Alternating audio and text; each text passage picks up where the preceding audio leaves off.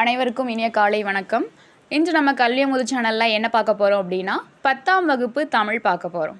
10ஆம் வகுப்பு தமிழில் ஏற்கனவே 4 இயல் முடிச்சிட்டோம். இன்றைக்கி நம்ம பார்க்கக்கூடியது என்ன அப்படின்னா இயல் 5. 5வது இயல் எதை பற்றினது அப்படின்னா மணற்கேணி அப்படிங்கிறத பற்றி தான் நமக்கு அந்த இயல் இருக்குது. அப்போ அந்த மணற்கேணியில் எதை பற்றி பார்க்க போகிறோம் அப்படின்னா கல்வி அப்படிங்கிற தலைப்பில் தான் பார்க்க போகிறோம். அப்போ கல்வியை பொறுத்த வரைக்கும் ஒவ்வொரு காலகட்டத்துலேயும் ஒவ்வொரு விதமான கல்வி என்ன செஞ்சுருக்காங்க அப்படின்னா நம்மளுடைய மக்கள் படிச்சிருக்காங்க.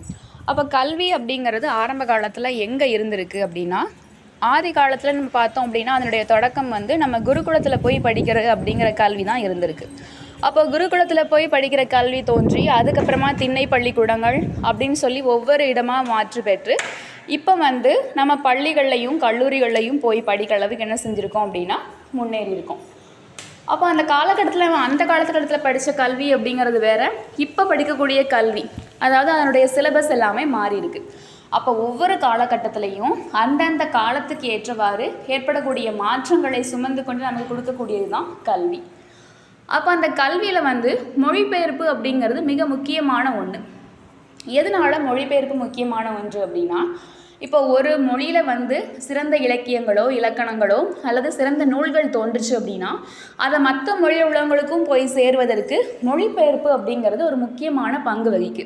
இந்த மொழிபெயர்ப்பு வந்ததுனால தான் நம்மளுடைய உலக பொதுமறையாம் தமிழ் திருக்குறளை பிற மொழிகளில் மொழிபெயர்த்து அந்த மக்களும் என்ன செய்ய முடியுது, பயனடைய முடிஞ்சது. இப்போ மொழிபெயர்ப்பு அப்படிங்கிறது நம்மளுடைய கல்வியிலையும் சரி நம்மளுடைய ஒரு மொழிக்கு ஒரு முக்கியமான ஒரு இன்றியமையாத ஒரு பங்காக அமைஞ்சிருக்கு. அப்போ அந்த மொழிபெயர்ப்பு கல்வியை பற்றி தான் இன்றைக்கி நம்ம உரைநடை வகுப்பில் பார்க்க போகிறோம். ஒவ்வொரு மொழி சமூகத்திலும் ஒரு துறையில் இல்லாத செழுமையை ஈடு செய்ய வேறு துறைகளில் உச்சங்கள் இருக்கும். மொழிகளுக்கு இடையேயான வேற்றுமைகளை வேற்றுமைகளாகவே நீடிக்க விடாமல் ஒற்றுமைப்படுத்த உதவுவது மொழிபெயர்ப்பு. கொடுக்கல் வாங்கலாக அறிவனைத்தும் உணர்வனைத்தும் அனைத்து மொழிகளிலும் பரவ வேண்டும். நம்மிடம் எல்லாம் உள்ளது என்ற பட்டை கட்டிய பார்வையை ஒழித்து அகன்ற பார்வையை தருவது மொழிபெயர்ப்பு. இங்கே நமக்கு ஒரு கீழே ஒரு பிக்சர் மாதிரி கொடுத்துருக்காங்க. அது என்ன அப்படின்னா டேனிஷ் கிறிஸ்துவ நிறுவனத்தால் 1723ஆம் ஆண்டு தரங்கம்பாடியில் மொழிபெயர்த்து அச்சுருவாக்கம் பெற்ற தமிழ் நூல். இப்போ மொழிபெயர்ப்பு என்ன அப்படின்னு சொல்லிட்டு மனவை முஸ்தபா சொல்கிறார். ஒரு மொழியில் உணர்த்தப்பட்டதை வேறொரு மொழியில் வெளியிடுவது மொழிபெயர்ப்பு என்கிறார் மனவை முஸ்தபா. இன்னொருத்தர் என்ன சொல்கிறாரு, ஒரு மொழி வளம் பெறவும் உலகத்துடன் உறவு கொள்ளவும் மொழிபெயர்ப்பு இன்றியமையாததாகும். உலக நாகரிக வளர்ச்சிக்கும் பொருளியல் மேம்பாட்டிற்கும் மொழிபெயர்ப்பும் ஒரு காரணமாகும் என்கிறார் மூக்கு ஜெகநாதர். அப்போ மொழிபெயர்ப்பினுடைய தொடக்கம் என்ன? இப்போ எந்த ஒரு விஷயத்துக்குமே அதுக்குன்னு சொல்லி ஒரு ஆரம்ப புள்ளி அப்படின்னு சொல்லி இருக்கும். இப்போ மொழிபெயர்த்தல் என்ற தொடரை தொல்காப்பியர் மரபியலில் குறிப்பிட்டுள்ளார். அப்போ தொல்காப்பியரே அவருடைய மரபியல் அப்படிங்கிற இயலில் மொழிபெயர்த்தல் அப்படிங்கிற தொடரை குறிப்பிட்டிருக்கிறாரு. நமக்கு இப்போதைக்கு தெரிஞ்ச வரைக்கும் இதுதான் ஆரம்ப புள்ளியாக நம்ம எடுத்துக்கிறோம். மாபாரதம் தமிழ்படுத்தும் மதுராபுரி சங்கம் வைத்தும் என்னும் சின்னமனூர் செப்பேட்டு குறிப்பு சங்க காலத்திலேயே தமிழில் மொழிபெயர்ப்பு மேற்கொள்ளப்பட்டதை புலப்படுத்துகிறது. அப்போ சங்க காலத்திலேயே மொழிபெயர்ப்பு பணி இருந்திருக்கு அப்படிங்கிறது இந்த சின்னமனூர் செப்பேட்டு குறிப்பு மூலமாக நம்மளால் புரிஞ்சிக்க முடியுது. வடமொழியில் வழங்கி வந்த இராமாயண மகாபாரத தொன்மச் செய்திகள் சங்க இலக்கியங்களில் பரவலாக இடம்பெற்றுள்ளன. இதுவும் பிறமொழி கருத்துக்களை கதைகளை தமிழ்படுத்தியமை புலப்படுத்துகிறது. நம்ம ராமாயணத்தையே உண்மையில இயற்றினது யார் அப்படின்னா வால்மீகி. இவர் வடமொழியில் எழுதியிருப்பார். அதை தழுவி நமக்கு தமிழில் இயற்றினது யார் அப்படின்னா கம்பராமாயணம். அப்போ வால்மீகி எழுதின ராமாயணத்துக்கும் கம்பர் எழுதின ராமாயணத்துக்குமே சின்ன சின்ன வித்தியாசங்கள் இருக்கும். அவர் வால்மீகி வடக்கு உள்ள மக்களுக்கு தக்கன எழுதியிருப்பார்.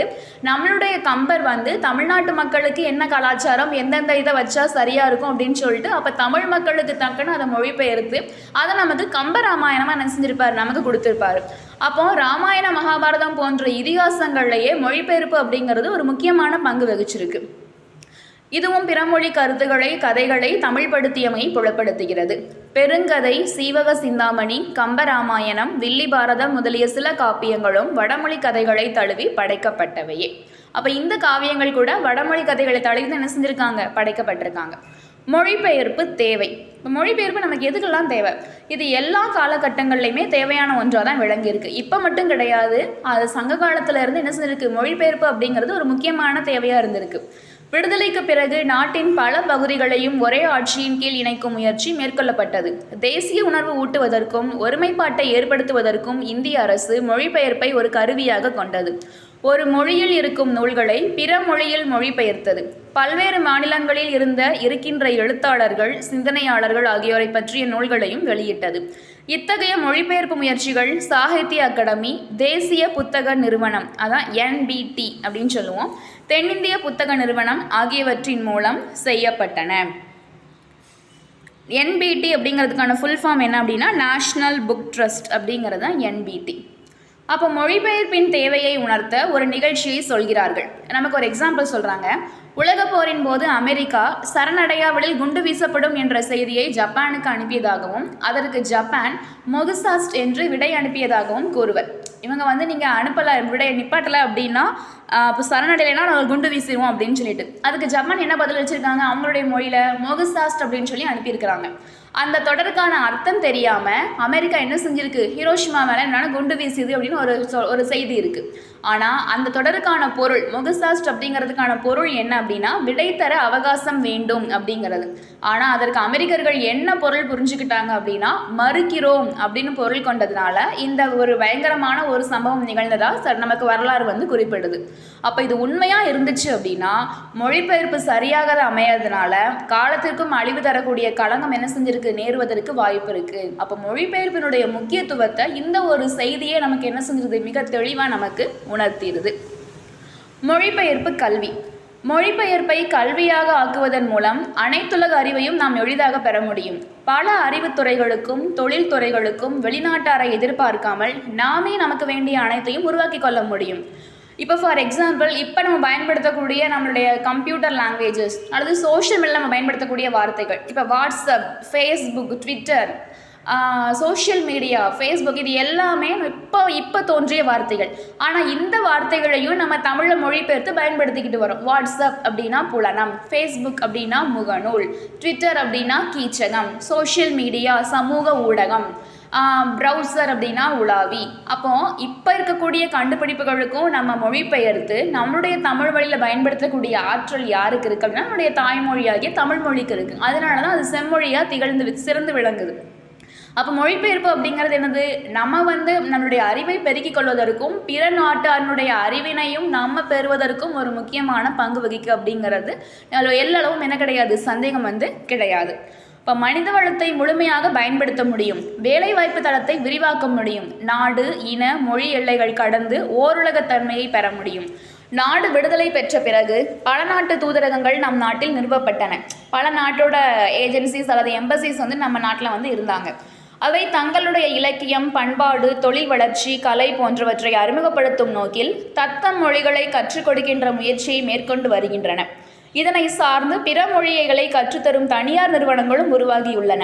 பள்ளிகளிலும் கல்லூரிகளிலும் பல்கலைக்கழகங்களிலும் பிற மொழிகளை கற்கும் வாய்ப்புகள் உருவாக்கப்பட்டுள்ளன. பாரதியின் மொழிபெயர்ப்பு. இப்போ பாரதி என்ன மொழிபெயர்த்திருக்காரு, எக்ஸிபிஷன் அப்படின்னா காட்சி, இன்னொன்று பொருட்காட்சி. ஈஸ்ட் இந்தியன் ரயில்வேஸ் அப்படிங்கிறத இருப்பு பாதை அப்படின்னு மொழிபெயர்த்திருக்காரு. ரெவல்யூஷன் அப்படின்னா புரட்சி, ஸ்ட்ரைக் தொழில் நிறுத்தி இருத்தல், தொழில் நிறுத்தம் வேலை நிறுத்தம். அப்போ இலக்கிய இறக்குமதி, பிறமொழி இலக்கியங்களை அறிந்து கொள்ளவும் அவை போன்ற புதிய படைப்புகள் உருவாகவும் மொழிபெயர்ப்பு உதவுகிறது. இலக்கியம் என்பது தன் அனுபவத்தை எழுதுவது என்றாலும் அது கலை சிறப்புடையதாக இருக்கிற போது அனைவரது அனுபவமாகவுமே பொதுநிலை பெறுகிறது. அத்தகைய பொதுநிலை பெற்ற இலக்கியத்தை தான் நம்ம மொழிவேலி என்ன செய்கிறது, சிறையிட்டு வச்சிருக்கு. அப்போ மொழிவேலி, ஒரு மொழி தான் இன்னொரு மொழிக்கு இடையூறாக இருக்குது அப்படின்னா அந்த வேலியை அகற்றக்கூடிய பணியை எது செய்யுது அப்படின்னா மொழிபெயர்ப்பு செய்கிறது. ஜெர்மன் மொழியில் மொழிபெயர்ப்பின் மூலம் அறிமுகமான ஷேக்ஸ்பியர் அந்நாட்டு படைப்பாளர் போலவே கொண்டாடப்பட்டார். அப்போ ஷேக்ஸ்பியரும் உலகம் முழுக்க கொண்டாடப்படுறாருன்னா என்னது, அவருடைய மொழிகள் என்ன, அவருடைய இலக்கியங்களை என்ன செஞ்சுருக்காங்க, மொழிபெயர்த்ததுனால தான் ஜெர்மன் நாட்டில் அந்த நாட்டினுடைய ஒரு படைப்பாளர் போலவே ஷேக்ஸ்பியர் இன்ன வரைக்கும் என்ன செஞ்சுட்டு இருக்காங்க, கொண்டாடிக்கிட்டு இருக்கிறாங்க. 18ஆம் நூற்றாண்டு வரை வடமொழி நூல்கள் பல தமிழில் ஆக்கப்பட்டன.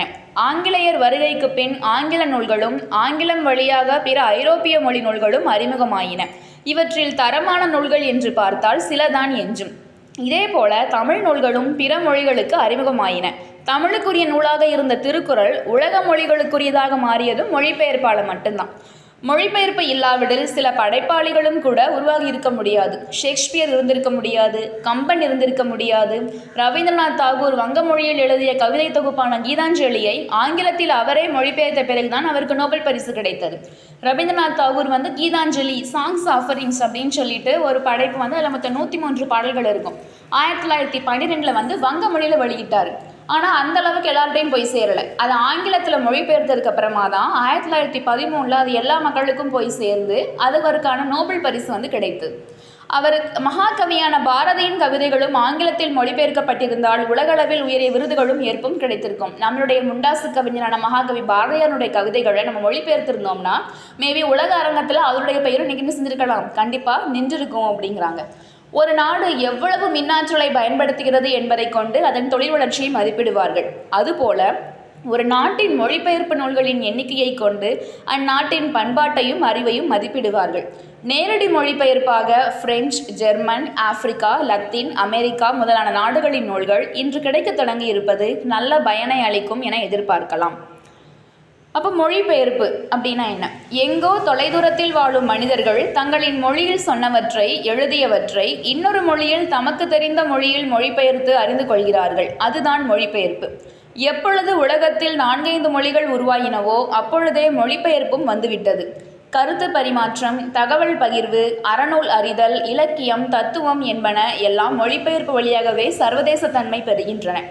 ராகுல் சாங்கிருத்யாயன் 1942 ஹஜிராபாத் மத்திய சிறையில் இருந்தபோது பால்காவிலிருந்து கங்கை வரை என்ற நூலை இந்தி மொழியில் எழுதினார். 1949 இந்நூலை கணமுத்தையா என்பவர் தமிழில் மொழிபெயர்த்து வெளியிட்டார். இன்று வரையில் வால்காவிலிருந்து கங்கை வரை ஒவ்வொரு தமிழரும் விரும்பி படிக்கும் நூலாக இருக்கிறது. இதுவரையில் பல பதிப்புகள் வெளிவந்திருக்கின்றன. 1949 கணமுத்தையா மொழிபெயர்ப்பு, 2016 டாக்டர் என் ஸ்ரீதர் மொழிபெயர்ப்பு, 2016 முத்து மீனாட்சி மொழிபெயர்ப்பு, 2018 யூமா வாசுகி மொழிபெயர்ப்பு. இந்த செய்தியை நமக்கு கந்தசாமி அவர்கள் சொல்லியிருக்கிறாங்க. மொழிபெயர்ப்பின் மூலம் இலக்கிய திறனாய்வு கொள்கைகளையும் பெற்றிருக்கிறோம். இன்றுள்ள புதிய திறனாய்வு முறைகளை எல்லாம் நாம் ஆங்கிலத்தின் வழியாகவே பெற்றிருக்கிறோம். பிறமொழி இலக்கியங்கள், இலக்கிய வடிவங்கள் பலவும் தமிழுக்கு அறிமுகமாகி அது போன்ற முயற்சிகள் இங்கும் மேற்கொள்ளப்படுகின்றன. மொழிபெயர்க்கப்பட்ட நூல்களை தமிழ் இலக்கியங்களோடு ஒப்பு நோக்கி சிந்தனை, வடிவம், உத்தி, மையக்கரு, பண்பாடு போன்ற பலவகை கூறுகளை எடை போடவும் வளர்க்கவும் மொழிபெயர்ப்பு உதவுகிறது. அதை ஒப்பு நோக்கி அப்படின்னா அதை கம்பேர் பண்ணி ரெண்டையும் ஒப்பிட்டு பார்த்து மொழிபெயர்ப்பு செம்மை. அப்போ நம்ம இவ்வளவு முக்கியத்துவம் வாய்ந்த மொழிபெயர்ப்பை நம்ம என்ன செய்யணும்? செம்மையாக, சிறப்பாக செய்யணும். ஹண்ட்ரட்ஸ் ரயில் ஸ்லீப்பர்ஸ் வேர் வாஷ்ட் அவே என்பதை தொடர்வண்டியில் உறங்கிக் கொண்டிருந்த 100 பேர் வெள்ளத்தில் அடித்துச் செல்லப்பட்டார்கள் என்று ஒரு செய்தித்தாள் வெளியிட்டது. ரயில் ஸ்லீப்பர் என்பது தொடர்வண்டியினுடைய போக்குவரத்து பாதையான தண்டவாளத்தில் உள்ள குறுக்கு கட்டைகளை குறிக்கும். ஆனால் அதை உறங்கிக் கொண்டிருந்தோர் அப்படின்னு சொல்லி மொழிபெயர்த்தது என்னது? பெரும் விளை. அதே மாதிரி கேமல் அப்படிங்கிறதுக்கு வடம், கயிறு அப்படின்னு சொல்லி ஒரு பொருள் உண்டு. இன்னொன்று ஒட்டகம் இன்னொரு பொருள் உண்டு. அப்போ கேமல் அப்படிங்கிற வார்த்தைக்கு 2 சொல் உண்டு, 2 அர்த்தம் உண்டு. ஊசி காதில் வடம் நுழையாது என்று வேற்றுமொழி தொடரை ஊசி காதில் ஒட்டகம் நுழையாது அப்படின்னு சொல்லி நம்ம இப்போ வரைக்கும் நம்ம மொழிபெயர்த்துக்கிட்டு இருக்கோம். ஆக்சுவலாக அதுக்கான அர்த்தம் என்ன அப்படின்னா, வடம் என்பதுதான் பொருத்தமான சொல்ல அமையும். அப்படின்னா ஊசி காதில் நூல் நுழையுமே தவிர கயிறு நுழையாது அப்படிங்கிறதான் பழமொழி. அப்போ மொழிபெயர்ப்புகள் எந்த ஒரு கழிவின்றி, சிதறலின்றி மூலமொழியின் கருத்துக்களை வெளிப்படுத்துவதாக அமையணும். அப்போ அந்த மொழியில் என்ன அர்த்தத்தில் சொல்லியிருக்காங்களோ அதே அர்த்தத்தில் பிற மொழிகளில் மொழிபெயர்க்கும் போதும் அதனுடைய கருத்து, அதனுடைய எண்ணம் சிதையாமல் என்ன செய்யணும்? மொழிபெயர்க்கணும். இது மொழிபெயர்ப்பாளர்களுடைய ஒரு முக்கியமான ஒரு பணியாக இருக்குது. அண்டர் கிரவுண்ட் ட்ரெயினேஜ் என்ற தொடரை மொழிபெயர்ப்பதில் தடுமாற்றம் வந்தது. பாதாள சாக்கடை என்பது போன்றெல்லாம் மொழிபெயர்த்தாங்க. ஆனால் தமிழோடு தொடர்புடைய மலையாள மொழியில் பயன்படுத்திய புதை சாக்கடை என்ற சொல் பொருத்தமாக இருப்பதை கண்டனர். அதையே பயன்படுத்தவும் தொடங்கினர். அதே மாதிரி டெலி அப்படின்னா நம்ம தொலை அப்படிங்கிறத குறிக்கக்கூடியது. அப்போ அதனால தான் telegraph, television, telephone, telescope, telemetry முதலிய சொற்களை மொழிபெயர்க்கிற போது நம்ம எப்படி பயன்படுத்துகிறோம்? டெலிகிராஃப் அப்படின்னா தொலைவரி, டெலிவிஷன் தொலைக்காட்சி, டெலிஃபோன் தொலைபேசி, டெலஸ்கோப் தொலைநோக்கி, டெலிமெட்ரி தொலை அளவியல் என்றவாறு முன்னொட்டுகளுடன் மொழிபெயர்க்கப்பட்டன. முன்னொட்டு டெலி அப்படிங்கிறது எனக்கு ப்ரிஃபிக்ஸாக பயன்படுத்தியிருக்கிறாங்க. இதுக்கு மாறா இன்னும் சில வார்த்தைகளும் இருக்குது. டிரான்ஸ்கிரைப், டிரான்ஸ்ஃபர், டிரான்ஸ்ஃபார்ம், டிரான்சாக்ட், இது எல்லாத்துலேயுமே டிரான்ஸ்னு வருது. ஆனால் இதை மொழிபெயர்க்கும் போது அப்படி வராது. டிரான்ஸ்கிரைப் அப்படின்னா படியெடுத்தல், டிரான்ஸ்ஃபர் மாறுதல், டிரான்ஸ்ஃபார்ம் உருமாற்றுதல், டிரான்சாக்ட் செயல்படுத்துதல் என்று மொழிபெயர்க்கப்படுகின்றன. இங்கு டிரான்ஸ் என்ற முன்வட்டை வைத்து மொழிபெயர்க்கவில்லை. இவ்வாறு இடம் பார்த்து மொழிபெயர்ப்பு முறையாக செய்யப்பட வேண்டும். அப்போ எந்தெந்த இடத்துல எதை மொழிபெயர்க்கணும் அப்படிங்கிறத பார்த்து நம்ம மொழிபெயர்க்கணும். பல்துறை வளர்ச்சி. இன்றைக்கு பல்வேறு துறைகளின் வளர்ச்சிக்கு மொழிபெயர்ப்பு தேவைப்படுகிறது. மொழிபெயர்ப்பு இல்லையெனில் உலகை எல்லாம் வலையாக பிடித்திருக்கின்ற ஊடகத்தின் வளர்ச்சி இல்லை. இப்போ நம்ம உலகம் முழுக்க என்னது, இந்த சமூக வலைத்தளம் அப்படிங்கிற அந்த பின்னல்குள்ள தான் எல்லாருடைய மக்கள் என்ன செஞ்சுட்டு இருக்காங்க, சிக்கி சின்னாபின்னமாகிக்கிட்டு நல்ல விஷயங்களும் அதில் இருக்குது, தீமையான விஷயங்களும் இருக்குது. இப்போ அதுக்கு பின்னாடி தான் நம்ம சிக்கிக்கிட்டு இருக்கோம். இப்போ தொலைக்காட்சி, வானொலி, திரைப்படம், இதழ்கள் போன்ற ஊடகங்கள் மொழிபெயர்ப்பால் தான் வளர்ச்சி பெறுகின்றன. விளம்பர மொழிக்கு மொழிபெயர்ப்பு தேவைப்படுகிறது. திரைப்படங்கள், தொலைக்காட்சி தொடர்கள் ஆகியன வேற்றுமொழி மாற்றம் செய்யப்பட்டு அனைத்து மொழி பேசும் மக்களையும் அடைகின்றன. இதனால் புதுவகையான சிந்தனைகள், மொழிக்கூறுகள் பரவுகின்றன. மொழிபெயர்ப்பு பயன். இது மொழிபெயர்ப்பு காலம். காலையில் எழுந்தவுடன் நாளிதழ் படிப்பு மொழிபெயர்ப்பு மூலமே நமக்கு சாத்தியமாகிறது. இரவு தொலைக்காட்சியில் காணும் கேட்கும் செய்திகளும் மொழிபெயர்ப்பு மூலமே கிடைக்கின்றன. இடையில் நம் பணிகள் பலவற்றிலும் மொழிபெயர்ப்பின் துணை இருந்து கொண்டே இருக்கிறது. இன்றைய வளரும் நாடுகளில் அறிவியலை உருவாக்க, அரசியலை உருவாக்க, பொருளியலை உருவாக்க, சமூகவியலை உருவாக்க, இலக்கியத்தை உருவாக்க மொழிபெயர்ப்பே உதவுகிறது. அப்போ மொழிபெயர்ப்பு மனிதர்களையும் நாடுகளையும் காலங்களையும் இணைக்கின்ற நெடுஞ்சாலையாக இருக்கிறது. காலத்தால், இடத்தால், மொழியால் பிரிக்கப்பட்ட மானுடத்தை இணைக்கிறது. கடந்த காலத்தை எதிர்காலத்துடன் இணைக்கும் அது மனித வாழ்வின் ஒரு பகுதியாகவே இருக்கிறது. பல மொழிகளிலும் காணப்படும் சிறப்பு கூறுகளை எல்லாம் ஒருங்கு சேர்த்து அனைவருக்கும் பொதுமையாக்குகிறது. ஜெர்மனியில் ஓராண்டில் பிற மொழிகளிலிருந்து 5000 நூல்கள் வரை மொழிபெயர்க்கப்படுகின்றன. புள்ளி விவரப்படி அதிகமான தமிழ் நூல்கள் பிற மொழிகளில் மொழிபெயர்க்கப்பட்டுள்ளன. அவ்வரிசையில் முதலிடம் ஆங்கிலம், இரண்டாம் இடம் மலையாளம், அதைத் தொடர்ந்து அடுத்தடுத்த நிலைகளில் முறையே தெலுங்கு, ஹிந்தி, கன்னடம், வடமொழி, ரஷ்ய மொழி, வங்கமொழி, மராத்தி மொழி போன்றவை இடம்பெறுகின்றன. மொழிபெயர்ப்பினால் புதிய சொற்கள் உருவாகி மொழி வளம் ஏற்படுகிறது. அப்போ நம்ம ஒரு மொழியிலிருந்து இன்னொரு மொழிக்கு நம்ம மொழிபெயர்க்கும் போது நமக்கு நிறைய சொற்கள் பயன்படுது. நமக்கு புதிய புதிய சொற்கள் நமக்கு கிடைக்குது. இப்போ சொல் வளம் ஒரு மொழியில் பெருகுது. பிற இனத்தவரின் பண்பாடு, நாகரிகம், பழக்க வழக்கம் போன்றவற்றை அறிய முடிகிறது. அதிலிருந்து நல்லனவற்றை நாம் பெற்றுக்கொள்ள முடிகிறது. பிறமொழி இலக்கிய அறிவு கிடைக்கிறது. அதன் மூலம் நம் இலக்கியத்தை வளப்படுத்த முடிகிறது. உலக புகழ் பெற்ற அறிவியல் கண்டுபிடிப்புகளையும் இலக்கிய படைப்புகளையும் அறிவதற்கு வாய்ப்பு ஏற்படுகிறது. கருத்து பகிர்வை தருவதால் மொழிபெயர்ப்பை பயன்கலை என்று குறிப்பிடுவார்கள். அப்போ மொழிபெயர்ப்பை எவ்வாறு குறிப்பிடுவார்கள்னு கேட்டோன்னா பயன்கலை, அதாவது பயன்பட்ட கலை, பயன்படுகின்ற கலை, பயன்படும் கலை, வினைத்தொகையில் கொடுத்துருக்குறாங்க. மொழிபெயர்ப்பு மூலம் ஒரு நாட்டின் வரலாற்றிலும் இலக்கியத்திலும் பண்பாட்டிலும் வலிமையான தாக்கத்தை என்ன செய்ய முடியும், ஏற்படுத்த முடியும். மொழி வளர்ச்சி. நல்ல மொழிபெயர்ப்பாளன் சில மொழி மீறல்களை செய்வான். இதன் மூலம் புதிய இலக்கண விதிகளின் தேவையை உருவாக்குவான். செய்யுளையே தன் வெளியீட்டு வடிவமாக கொண்டிருந்த தமிழ் அச்சு இயந்திரத்தின் வருகையை ஒட்டி மொழிபெயர்ப்பை எதிர்கொண்ட போது உரைநடை வளர்ச்சியை மேற்கொள்ள வேண்டியிருந்தது. அப்போது தமிழ் ஆங்கில தொடரமைப்புகளையும் கூறுகளையும் ஏற்க வேண்டிய நிலை ஏற்பட்டது. மொழிபெயர்ப்பு இத்தகைய மொழி பிரச்சனைகளை கடந்து அதன் தீர்வாக மொழியில் புது கூறுகளை உருவாக்கி வளர்ச்சிக்கு வழிவகுக்கிறது. அப்போ எதை மொழிபெயர்ப்பது? சும்மா இருக்கிற மொழியில் இருக்கிற இன்னொரு மொழியில் இருக்கிற எல்லாத்தையும் மொழிபெயர்த்திடலாமா? அப்படிலாம் கிடையாது. எந்த மொழிபெயர்ப்பாக இருப்பினும் எதை மொழிபெயர்ப்பது என்று முன்னுரிமை வேண்டும். நமக்கு அதை தெரிஞ்சிருக்கணும், இதை பண்ணலாமா வேண்டாமா அப்படின்னு சொல்லி. ஒரு மொழியின் குப்பைகள் இன்னொரு மொழிக்கு போய்விடக்கூடாது. தேவையில்லாத கண்டதுகளுக்கு இதுக்கு இணைச்சிடக்கூடாது, மொழிபெயர்த்து வச்சிடக்கூடாது. பழைய நூல்களையே அறிமுகப்படுத்தும் போக்கை விட்டு புது புது நூல்களையும் அறிமுகப்படுத்தும் நிலை வளர வேண்டும். ஒரு குறிப்பிட்ட சிறு குழுவில் பேசப்படும் மொழியில் இருப்பவையும் கூட நம்மை வந்தடைய வேண்டும். சிறு குழுவினர் பேசும் ஆப்பிரிக்க மொழிகளின் படைப்பாளர்கள் நோபல் பரிசு பெறுகிறார்கள். ஆனால் அந்த படைப்புகள் நம்மை எட்டுவதில்லை. இப்போ வேறு நாடு, சவுத் ஆப்பிரிக்காவோ இல்லை நைஜீரியாவோ, அங்கே இருக்கக்கூடிய எழுத்தாளர்கள் ஏதாவது ஒரு படைப்பு, இலக்கிய படைப்புக்கு நோபல் பரிசு வாங்குறாங்க. ஆனால் அந்த படைப்பை நம்மளால் வாசிக்க முடியுமா? ஏன்னா அவங்களுடைய மொழியில் எழுதியிருப்பாங்க. அப்போ அது மற்ற பிற மொழி மக்களையும் போய் சேரணும் அப்படின்னா மொழிபெயர்ப்பு அப்படிங்கிறது இன்றியமையாத ஒன்றாக இருக்கிறது. அந்த தமிழின் தொன்மையான இலக்கியங்கள் முன்னரே மொழிபெயர்க்கப்பட்டு அறிமுகமாகி இருந்தால் தமிழின் பெருமை உலகெங்கும் முறையாக பரவியிருக்கும். ஹார்வர்ட் பல்கலைக்கழகத்தின் தமிழ் இருக்கை அத்தகைய பணிகளில் ஈடுபட வேண்டும். தமிழுக்கு அத்தனை அறிவுச் செல்வங்களும் கிடைக்க வேண்டும். இதனை குலோத்துங்கன் காசினியில் இன்று வரை அறிவின் மன்னர் கண்டுள்ள கலைகள் எல்லாம் தமிழில் எண்ணி பேசி மகிழ்நிலை வேண்டும் என்று குறிப்பிடுகிறார். இந்த பாடலை கொடுத்து யார் குறிப்பிடுறாங்கன்னு கேட்டாங்கன்னா குலோத்துங்கன்.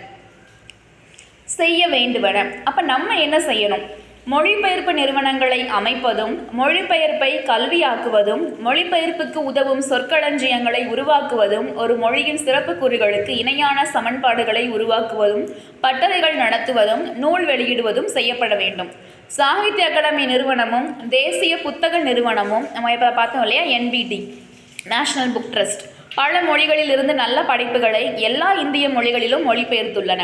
வெவ்வேறு படைப்புகள் மட்டுமின்றி துறை சார்ந்த நூல் மொழிபெயர்ப்புகளையும் மேற்கொள்ள வேண்டும். அவ்வகையில் தமிழில் பல நூல்கள் உருவாக்கப்பட வேண்டும். சென்றிடுவீர் எட்டு திக்கும் கலை செல்வங்கள் யாவும் கொணர்ந்திங்கு சேர்ப்பீர் என்று பாரதி கூறுவதை தமிழகம் செயல்படுத்த வேண்டும்.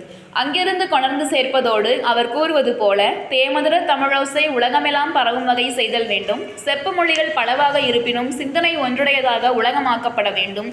இதற்கு மொழிபெயர்ப்பு கல்வி இன்றியமையாதது. அவர் என்ன சொல்கிறாரு? எட்டு திக்கும் சென்று அங்கே இருக்கக்கூடிய கலை செல்வங்களை கொண்டு வாங்கன்னு சொல்லிட்டு மொழிபெயர்ப்போட முக்கியத்துவத்தை பற்றி பேசுகிறார். அது மட்டும் கிடையாது, நம்மளுடைய தமிழ் மொழியும் அதே மொழிபெயர்ப்பு மூலமாக உலகம் எல்லாம் கொண்டு போய் சேர்த்துடுங்க அப்படின்னு சொல்லி பாரதியார் சொன்னதை வச்சு நம்மளுடைய மொழிபெயர்ப்பு கல்வி அப்படிங்கிற அந்த உரைநடை முடிவுக்கு வருகிறது. எத்திசையும் தமிழ் மணக்க. பிரான்ஸ் தேசிய நூலகத்தில் தமிழ் ஏடுகளும் கையெழுத்து பிரதிகளும். பிரான்ஸ் தேசிய நூற்கூடத்தில் பிப்ளியோதெக் நேஷனல் ஏறக்குறைய 1000 பழைய தமிழ் ஏடுகளும் கையெழுத்து பிரதிகளும் உள்ளன.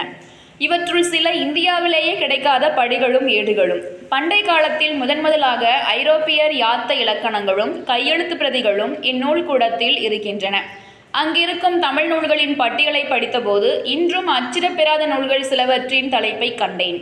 மாணிக்க வாசகர் பிள்ளை தமிழ், சரளி புத்தகம், புதுச்சேரி அம்மன் பிள்ளை தமிழ் முதலிய நூல்களும் அங்கு உள்ள. இது யார் குறிப்பிட்டிருக்கிறாங்க அப்படின்னா தனிநாயக அடிகள். அடுத்து நம்ம பார்க்கக்கூடியது ஒரு கவிதை பேழை, நீதி வெண்பா. நீதி வெண்பா அப்படின்னு சொல்லி யார் இயற்றியிருக்கா அப்படின்னா காப்ப செய்குதம்பி பாவலர். இவர் சீராபரணத்துக்கு உரை எழுதியவர், இந்த காப்ப செய்குதம்பி பாவலர் அப்படிங்கிறவர். அப்போ இவர் எதை பற்றி பேசியிருக்காரு அப்படின்னு சொல்லி பார்த்தோம் அப்படின்னா கல்வியை பற்றி தான் இந்த ஒரு செயலை இயற்றியிருக்காரு. கல்வியினுடைய இன்றியமையாமை.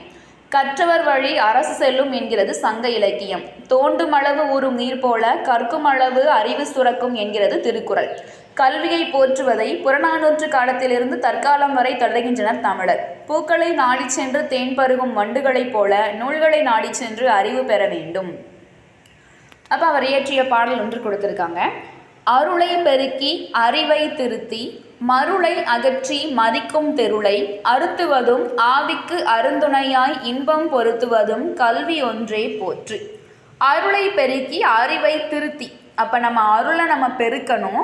அறிவினை திருத்தி அப்படின்னா அறிவை நம்ம சீராக்கி, மருளை அகற்றி, மருள் அப்படின்னா மயக்கம், மயக்கம் அகற்றி, மதிக்கும் தெருளை, மதிக்கும் தெருள் அப்படின்னா என்னது அப்படின்னா தெருள் அப்படின்னா தெளிவு, நமக்கு அறிவுக்கு தெளிவு தந்து, அறுத்துவதும் ஆவிக்கு அருந்துணையாய், அறுத்துவதும்னா உயிருக்கு அரிய துணையாகிய இன்பம் சேர்ப்பது தான், அருந்துணையாய் இன்பம் பொருத்துவதும் கல்வி என்றே போற்று.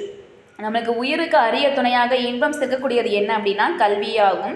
எனவே அந்த கல்வியை கல்வி என்றே போற்றுனா அந்த கல்வியை நம்ம போற்றி கற்க வேண்டும் அப்படின்னு சொல்லி கல்வியினுடைய முக்கியத்துவத்தை நம்ம எப்படி போய் கல்வி கற்கணும், நம்மளுடைய அறிவை பெருக்கணும், நம்மளுடைய மயக்கத்தை அறுக்கணும், நம்மளுடைய அறியாமையை நீக்கணும் அப்படின்னா நம்ம தான் தேடி போய் அந்த கல்வியை பெற்று உயிருக்கு அடுத்தபடியாக இன்பத்தை தரக்கூடிய கல்வியை நாம் பெற்று அதை போற்றி பாதுகாக்கணும் அப்படின்னு சொல்லி காப்ப செய்குதம்பி பாவலர் அவர்கள் சொல்லியிருக்கிறாங்க. சதாவதானம். சதம் என்றால் 100 அப்படின்னு அர்த்தம். அப்போ ஒருவரது புழமையையும் நினைவாற்றலையும் நுண்ணறிவு அப்படின்னா இன்டெலிஜென்ஸ் சோதிப்பதற்காக ஒரே நேரத்தில் நிகழ்த்தப்படும் 100 செயல்களையும் நினைவில் கொண்டு விடையளித்தலே சதாவதானம். அப்போ சதாவதானம் என்னும் கலையில் சிறந்து விளங்கியவர் யார் அப்படின்னா செய்குதம்பி பாவலர். 1874 பிறந்து 1950 இறந்திருக்காரு.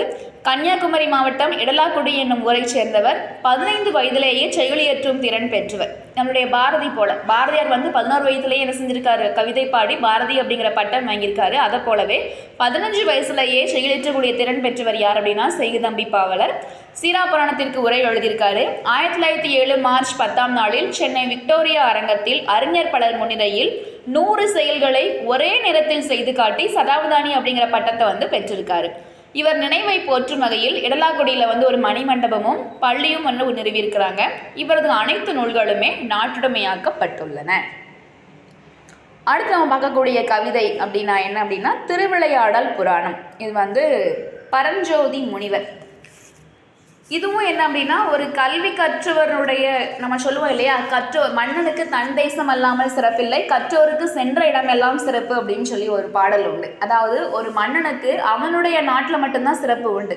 ஆனால் கல்வி கற்ற ஒரு அறிஞருக்கு அவர் எங்கெல்லாம் போகிறாரோ அவருக்கு வந்து சிறப்படையும், கற்றோருக்கு சென்ற இடமெல்லாம் சிறப்பு அப்படிங்கிறத நிகழ்த்துற மாதிரி ஒரு செய்தியை சொல்லக்கூடிய ஒரு நிகழ்ச்சியுள்ள ஒரு செயல் பகுதி தான் என்ன அப்படின்னா திருவிளையாடல் புராணம்.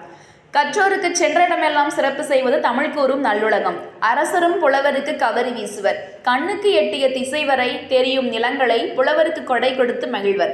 இறைவனும் அறிவை போற்றுபவன், அறிவாய் நிற்பவன். அறிவில் சிறந்த புலவருக்காக தூது சென்றவன், புலவரது அறிவு பெருமையை உணர்த்துபவன். அப்போ இந்த இடத்துல வந்து நமக்கு என்ன கொடுத்துருக்காங்க அப்படின்னா, காண்டம் வந்து என்ன அப்படின்னா திரு ஆளவாய் காண்டம். படலம் என்ன அப்படின்னா இடைக்காடன் பிணக்கு தீர்த்த படலம். இப்போ இதில் வந்து இடைக்காடன் பிணக்கு தீர்த்த படலம்னு சொல்லி கொடுத்துருக்காங்க. இடைக்காடன் யார் அப்படின்னா கபிலருடைய நண்பர். இந்த படலத்தோட சுருக்கம் கொடுத்துருக்காங்க. பாண்டிய நாட்டை ஆட்சி புரிந்தவன் யார் அப்படின்னா குசேல பாண்டியன் அப்படிங்கிற ஒரு மன்னன். இவனுக்கு வந்து தமிழ் புலமையில வந்து ரொம்ப சிறந்தவன், புலவர்களை வந்து ரொம்ப மதிக்கக்கூடியவன். அப்போ வந்து கபிலருடைய நண்பரான இடைக்காடனார் என்ன பண்ணுறாரு, தான் இயற்றிய கவிதைகள்லாம் மன்னன் முன்பு பாடணும் அப்படின்னு சொல்லிட்டு அதை எடுத்துகிட்டு வராரு. ஆனால் அந்த மன்னன் அதை வந்து கொஞ்சம் கூட பொருட்படுத்தாமல் அவர் என்ன செஞ்சுட்டான் அப்படின்னா அவமதிச்சிட்டான். இப்போ மனம் வருந்த இடைக்காரனார் போய் என்ன பண்ணுறாரு, இறைவன்கிட்ட போய் முறையிடுதார். நான் இப்படி ஒரு கவிதை எடுத்துகிட்டு போனேன், என்னுடைய கவிதைக்கு மதிப்பில்லைன்னு சொல்லி அவர்கிட்ட அழுது புலம்புறாரு. அப்போ மன்னனுடைய பிழையை வந்து இறைவன் வந்து உணர்த்தணும் அப்படிங்கிறதுக்காக அங்கே இருக்கக்கூடிய கடம்பவனம் அப்படிங்கிற கோயிலை விட்டு நீங்கி வட திரு ஆளவாயில் சென்று தங்கினார். இதை அறிந்த மன்னன் தன் பிழையை பொறுத்தருளுமாறு இறைவனை வேண்டி இடைக்காலனாருக்கு சிறப்பு செய்தான். இறைவனும் திரும்ப கோயிலுக்கு திரும்பினாரு. அப்போ எப்படி வந்து இறைவன் வந்து கோயிலை விட்டு போனார், திரும்ப மன்னன் எப்படி தவற உணர்ந்தான், திரும்ப எப்படி அவருக்கு சிறப்பு செஞ்சதுக்கு அப்புறமா இறைவன் கோயிலுக்கு திரும்பினாரு அப்படிங்கிறது தான் நம்ம இந்த செயல் பகுதியில் பார்க்க போகிறோம். இடைக்காடனார் மன்னனின் அவையில் கவிதை படித்தல். அப்போ முதல்ல வந்து இடைக்காடனார் என்ன செய்கிறார் அப்படின்னா மன்னனோட அவைக்கு வந்து வராரு. கழிந்த பெரும் கேள்வியினான் என கேட்டு உழுது உணர்ந்த கபிலன் தன்பால் பொழிந்த பெரும் காதல் மிகு கேண்மையினான் இடைக்காட்டு புலவன் தென் சொல் மொழிந்து அரசன் தனை காண்டும் என தொடுத்த பணுவலோடு முறி தீம் தேன் வழிந்து ஒழுக தாரானை கண்டு தொடுத்து உரைப்பணுவல் வாசித்தான் ஆள். கழிந்த பெரும் கேள்வியினான். கழிந்த அப்படின்னா மிகுந்த பெருமையுடைய கேள்வியினான் அப்படின்னா நூல்களில் வந்து சிறந்தவனான என கேட்டு முழுதுணர்ந்த கபிலன் தன்பால் பொழிந்த பெரும் காதல் மிகு கேண்மையினான். அப்போது குசேல பாண்டியன் அப்படிங்கிற மன்னன் வந்து கல்வி அறிவு ரொம்ப மிக்கவன் அப்படின்னு சொல்லி கற்றோர்கள் நிறைய சொல்ல வந்து கேட்டிருக்கிறார். பொழிந்த பெரும் காதல் மிகுதியினான், கேண்மையினான். கேண்மை அப்படின்னா என்ன அப்படின்னா நட்பு. அப்போ இடைக்காரனார் அப்படிங்கிற புலவர் வந்து கலைகளை முழுதும் உணர்ந்த நண்பர் யார் அப்படின்னா கபிலர். அப்போ அவர் மேலே கொண்ட அன்பு கொண்ட அந்த புலவர் என்ன பண்ணியிருக்காரு அப்படின்னா இடைக்காட்டு புலவன் தென் சொல் மொழிந்து அரசன் தன்னை காண்டும் என தொடுத்த பணுவலோடு இவர் ஒரு நூல் பணுவல் வந்து எழுதியிருக்காரு. அப்போ அந்த பணுவலை எடுத்துகிட்டு போகிறாரு. மூரி தீம் ஈன் வழிந்து ஒருகு தாரானை கண்டு தொடுத்து உரைப்பணுவல் வாசித்தான் ஆள். அப்போ கபிலன் மேலே அன்பு கொண்ட அந்த புலவர் மிகவும் இனிய தேன் உலகக்கூடிய வேப்ப மாலையினை அணிந்த பாண்டியன் அவருடைய அவைக்கு சென்று தான் இயற்றி கவிதை என்ன செஞ்சு காமிக்கார் அப்படின்னா முன்னாடி வந்து வாசிச்சு காமிக்கிறார். மன்னன் தன் புலமையை மதிக்காமை குறித்து இறைவனிடம் முறையிடல். சந்நிதியில் வீழ்ந்து எழுந்து தமிழறியும் பெருமானே, தன்னை சார்ந்தோர் நல்நிதியே திரு ஆளவாய் உடைய நாயகனே நகுதார் வேம்பன், பொன்னிதி போல் அளவு இறந்த கல்வியும் மிக்கு உளன் என்று புகழக் கேட்டு சொல் நிறையும் கவி தொடுத்தோன் அவமதித்தான் சிறிது முடித்துளக்கான் ஆகி. சந்நிதியில் வீழ்ந்து எழுந்து தமிழறியும் பெருமானை தன்னை சார்ந்தோர். அதாவது இடைக்காடனார் இறைவன் திருமுன்னாடி போய் விழுந்து வணங்கி எழுந்து என்ன சொல்றார் அப்படின்னா, தமிழறியும் பெருமானே, அடியார்க்கு நல்ல நிதி போன்றவனே, நல்நிதியே, திரு ஆளவாய் உடைய நாயகனே, நகுதார் வேம்பன், திரு ஆளவாயில் உறையும் இறைவனே, அழகிய வேப்பமலர் மாலையை அணிந்த பாண்டியன் என்ன செஞ்சிருக்கான், பொன்னிதி போல் அளவு இறந்த கல்வியும் மிக்கு உளன் என்று புகழ கேட்டு, பொருட்செல்வத்தோடு கல்வி செல்வமும் உடையவன் அப்படின்னு மற்றவங்க சொல்றத நம்பி சொல் நிறையும் கவி தொடுத்தோன் அவமதித்தான் சிறிது முடி துளக்கான் ஆகி. அதை நம்பி நாம் போனோம்னா அவன் தன்னுடைய சொற்சுவை நிரம்பிய கவிதையை நினைச்ச உடனே நான் பாடினேன். ஆனால் அவனோ கொஞ்சம் கூட சுவைத்து தலை அசைக்காமல் என்னுடைய புலமையை அவமதித்தான் அப்படின்னு சொல்லிட்டு அந்த இடைக்காரனார் இறைவன்கிட்ட போய் என்ன செய்தார், முறையிடுதார். என்னை இகழ்ந்தனனோ சொல்வடிவாய் நின்னிடம் பிரியா இமையா பாவை, தன்னையும் சொல்பொருளான உன்னையுமே இகழ்ந்தனன் என் தனக்கு யாது எண்ணா, முன்னை மொழிந்து இடைக்காடன் தனியாத முனிவு ஈர்ப்ப முந்திச் சென்றான், அன்ன உரை திருச்செவியின் ஊறுபாடு என உரைப்ப அருளின் மூர்த்தி. என்னை இகழ்ந்தனனோ சொல்வடிவாய் நின்னிடம் பிரியா இமைப்பாவை.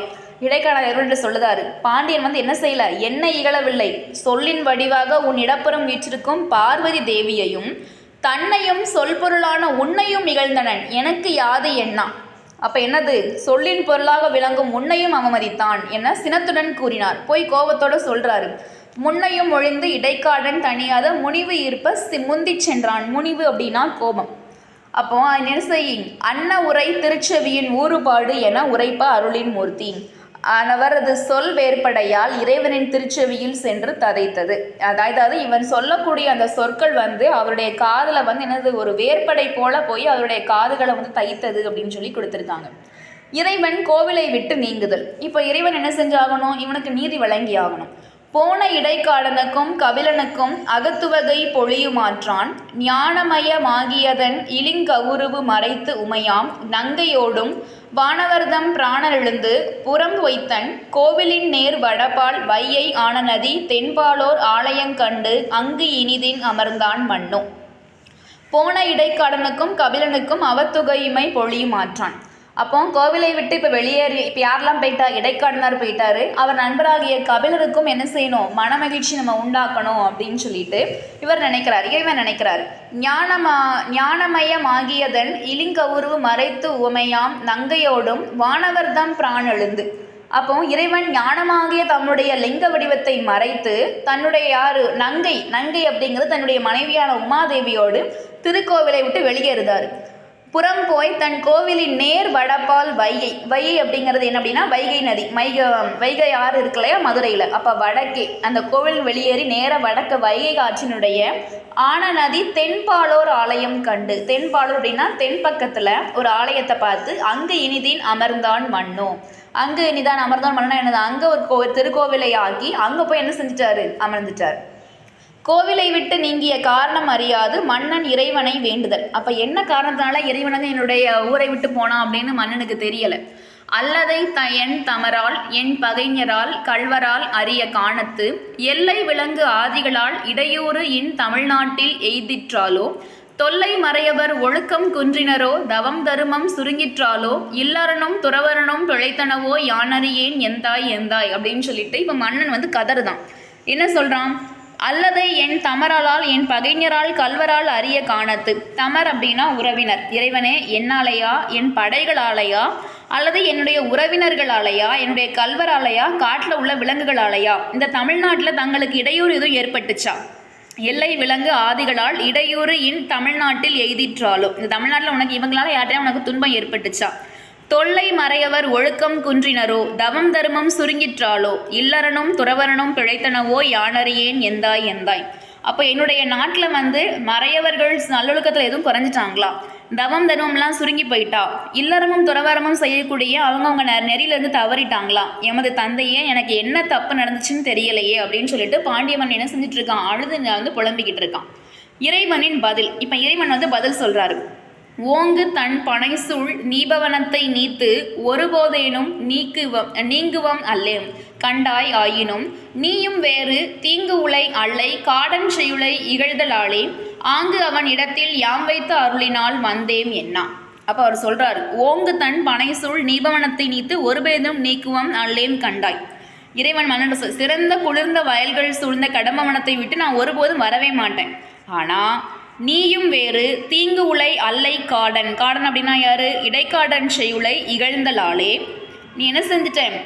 இடைக்காடனார் பாடலை இகழ்ந்த குற்றம் தவிர வேற எந்த குற்றமும் அவங்ககிட்ட கிடையாது. அங்கு அவன் என்ன செஞ்சிருக்கான்? அவன் இடத்தில் யாம் வைத்த அருளினால் வந்தேன் என்னாம். அதனால இடைக்காடனார் மீது கொண்ட அன்புனால தான் நான் என்ன செஞ்சிட்டேன்? நீபவனம்னா எனது கடம்பவனத்தை நீக்கி நான் இங்க வந்துட்டேன் அப்படின்னு சொல்றாரு. மன்னன் தன் பிழையை பொறுத்தருளுமாறு இறைவனை வேண்டுதல். பெண்ணினை பாகம் கொண்ட பெருந்தகை பரமயோகி விண்ணிடை மொழிந்த மாற்றம் மீனவன் கேட்டு வானோர் புண்ணிய சிறியோர் குற்றம் பொறுப்பது பெருமையன்றோ எண்ணிய பெரியோருக்கு எண்ணா ஏத்தினான் இறைஞ்சினானே. அப்போ அவர் சொல்கிறாரு, பெண்ணினை பாகம் கொண்ட பெருந்தகைமை பரமயோகி விண்ணிடை மொழிந்த மாற்றம் மீனவன் கேட்டு வானோர். வானிலிருந்து ஒரு இறைவன் சொற்கேட்டு பாண்டியன் சொல்கிறான், உமையை நீ ஒரு பாகத்தினால் மேலான வச்சுக்கூடிய பரம்பொருளே, புண்ணியனே, நீ இப்படி பண்ணலாமா? புண்ணிய சிறியோர் குற்றம் பொறுப்பது பெருமை என்றோ எண்ணிய பெரியோருக்கு எண்ணா ஏத்தினான் இறைஞ்சினானே. சிறியவர்கள் குற்றம் செஞ்சாங்கன்னா அதை பொறுக்கிறது பெரியவங்களுக்கு பெருமை கிடையாதா? அப்படி என்னுடைய குற்றத்தை என்ன செஞ்சுக்கோ, பொறுத்தருளிக்கோ அப்படின்னு சொல்லி இறைவன்கிட்ட வேண்டுதார். மன்னன் புலவருக்கு மரியாதை செய்தல். அதை மட்டும் செய்யாமல் அடுத்து போய் என்ன பண்ணுறாரு? விதிமுறை கதலி பூகம் கவரிவாள் விதானம் தீபம் புதியதோர் நிறைநீர் கும்பம் கதலிகை புனைந்த மன்றல் கதிர்மணி மாட தம் பொற் சேர்க்கை மேற்கற்றோர் சூழ மதிப்புனை காடன் தன்னை மங்கள அணி செய்தேற்றி. விதிமுறை கதலி பூகம் கவரிவாள் விதானம் தீபம். இப்போ பாண்டிய மன்னன் என்ன சொல்கிறான்? புண்ணிய வடிவான புலவர்களே, நாம் என்ன செய்யணும்? எல்லா புலவர்களையும் கூப்பிட்டுதான் அந்த இடைக்காடனாரையும் கூப்பிட்டு அவருக்கு சிறப்பு செய்யலாம். புதியதோர் நிறைநீர் கும்பங் கதலிகை புனை மன்றல் கதிர்மனை மாடத்தம் பொற்சேக்கை மேற்கற்றோர் சூழ. அப்போ அங்கே இருக்கக்கூடிய கற்றவர்கள் சூழ அவர்கள் முன்னாடி நான் சொல்கிறான், நான் இடைக்காடனருக்கு செய்த குற்றத்தை பொறுத்து கொள்ள வேண்டும் என்று பணிந்து வணங்கினான். அப்போ அவங்கெல்லாம் என்ன சொல்கிறாங்க? மதிப்புனை காடன் தன்னை மங்கள அணிசை தேற்றி. அப்போ நுண்ணிய கேள்வியருடைய புலவர்களும், மன்னா நீ கூறிய அமுதம் போன்ற குளிர்ந்த சொல்லால் எங்கள் சினமான தீ தணிந்தது அப்படின்னு சொல்லி அவங்களும் என்ன செய்கிறாங்க? அவனுடைய மன்னிச்சிருந்தாங்க. அப்போ மன்னனது மாளிகை. அப்போ விதிமுறை கதலி பூகம் கவரிவாள் விதானம் தீபம் புதியதோர் நிறைகோர் கும்பம் கதலிகை புனை. அப்போ மன்னனது மாளிகையில் வாழை கமுகு சாமரை வெண்ணிற மேல் விதானம் இதெல்லாம் விளக்கெல்லாம் உடையது. அன்றிலிருந்த மலர்களால் தொடுத்த மாலை பூர்ண கும்பம் கொடி ஆகியவற்றால் ஒப்பனை செஞ்சுருக்காங்க. போற்றத்தக்க ஒளி அதான் கதிர்மணி மாட தம்பொர் சேக்கை மேற்கற்றோர் சூழ மதிப்புனை காடன் தன்னை மங்கள அணிசை தேற்றி. அப்போ என்ன? போற்றத்தக்க ஒளியுடைய மணிகள் பதிக்கப்பெற்றது. அங்குள்ள புலவர்கள் சூழ அறிவை அணிகலன்களாக பூண்ட இடைக்காடனாரை மங்களமாக ஒப்பனை செஞ்சு பொன் இருக்கையில் என்ன செஞ்சான்? அவரை அமைதியாக என்னன்னா அவர் மரியாதையோட அமர வைக்கான். மன்னன் புலவரிடம் மன்னிப்பை வேண்டுதல். இப்போ தான் இடைக்காடனார்கிட்ட மன்னிப்பு கேட்கான். என்ன சொல்கிறான்? புண்ணிய புலவீர் யான் இப்பொழுது இடைக்காடனாருக்கு பண்ணிய குற்றம் எல்லாம் பொறுக்கை என பரவி தாழ்ந்தான். புண்ணிய வடிவான புலவர்களே, நான் இடைக்காடனாருக்கு செய்த குற்றத்தை நீங்கள் என்ன செஞ்சுக்கோங்க, என்னை பொறுத்துக்கோங்க அப்படின்னு சொல்லிட்டு பணிவாக அவனுடைய மன்னிப்பை கேட்குறான். நுண்ணிய கேள்வியாரும்னா மிகுந்த கல்வியுடைய புலவர்கள், மன்ன நீ நுவன்ற சொல்லெல்லாம், மன்னா நீ கூறிய சொற்கள் எல்லாம் தண்ணிய அமுதால் எங்கள் கோபத்தீ தணிந்தது என்ன? உன்னுடைய அமுதம் போன்ற குளிர்ந்த சொற்களால் எங்களுடைய சினமான தீ என்ன செஞ்சது? தணிந்தது அப்படின்னு சொல்லி மற்ற புலவர்கள் எல்லாம் அவரை என்ன செஞ்சுதாங்க? மன்னிச்சிருந்தாங்க. ஸோ இதோட இந்த செயல் பகுதி முடிவுக்கு வருது. இலக்கண குறிப்பு. கேள்வியினான் அப்படின்னா வினையால் அணையும் பெயர். காடனுக்கும் கபிலனுக்கும் அப்படிங்கிற விகுதி வெளிப்படையாக வந்ததுனால இது எண்ணும்மை. பகுபத உறுப்பிலக்கணம். தனிந்தது தனி கூட்டல் இந்தானது இத்து பிளஸ் அ பிளஸ் து. தனி பகுதி இத்து சந்தி இந்தானது விகாரம் இறந்த கால இடைநிலை அ சாரியை து படர்கை வினைமுற்று விகுதி. சொல்லேருளவனுக்கு கவரி வீசிய வில்லேர் உளவன். ஏடாலும் புலவர் ஒருவர் நாடாளும் மன்னனை காண அரண்மனை சென்றார். களைப்பு மிகுதியால் முரசு கட்டிலில் கண்ணயர்ந்தார். அப்படியே தூங்கிட்டாரு அசதியில. அரச குற்றமான அச்செயலை செய்த புலவருக்கு தண்டனை வழங்காமல் கவரி வீசினார் மன்னர். உறங்கிய புலவர் யார் அப்படின்னா மோசிகிறனார். கவரி வீசிய அந்த மன்னர் யார் அப்படின்னா தகடூர் எறிந்த பெருஞ்சியரல் இரும்புரை. கண்விழித்த புலவர் மன்னரின் செயலை கண்டு வியந்து பாமழை பொழிந்தார். பாமழைனா என்ன? ஒரு பாடல் பாடியிருக்கார். மாசறு விசித்த வார்புரு வழ்பின் அப்படின்னு ஒரு புறநானூறு பாடல். நூல்வெளி. திருவிளையாடல் கதைகள் சிலப்பதிகாரம் முதற்கொண்டு கூறப்பட்டு வந்தாலும் பரஞ்சோதி முனிவர் இயற்றிய திருவிளையாடல் புராணமே விரிவும் சிறப்பும் கொண்டது.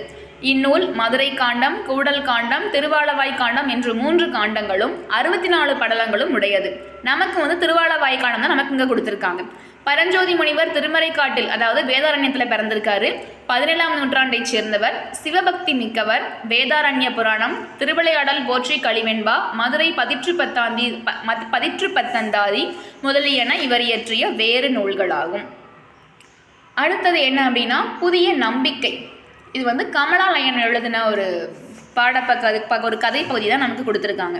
இப்போ புதிய நம்பிக்கை அப்படிங்கிறது, அப்போ ஒரு இடத்துல நம்பிக்கை அப்படிங்கிறது நமக்கு எப்போ வரும்? ஏதாவது ஒரு நம்பிக்கையே இல்லாமல் எல்லா இருள் சூழ்ந்து இருக்கக்கூடிய இடத்துல, அறியாமை அப்படிங்கிற இடத்துல அறிவொளி அப்படிங்கிற விளக்கு ஏற்றும் அந்த சுடரை ஏற்றினா மட்டும்தான் நம்பிக்கை அப்படிங்கிற வெளிச்சம் அந்த இடத்துக்கு போய் சேரும்.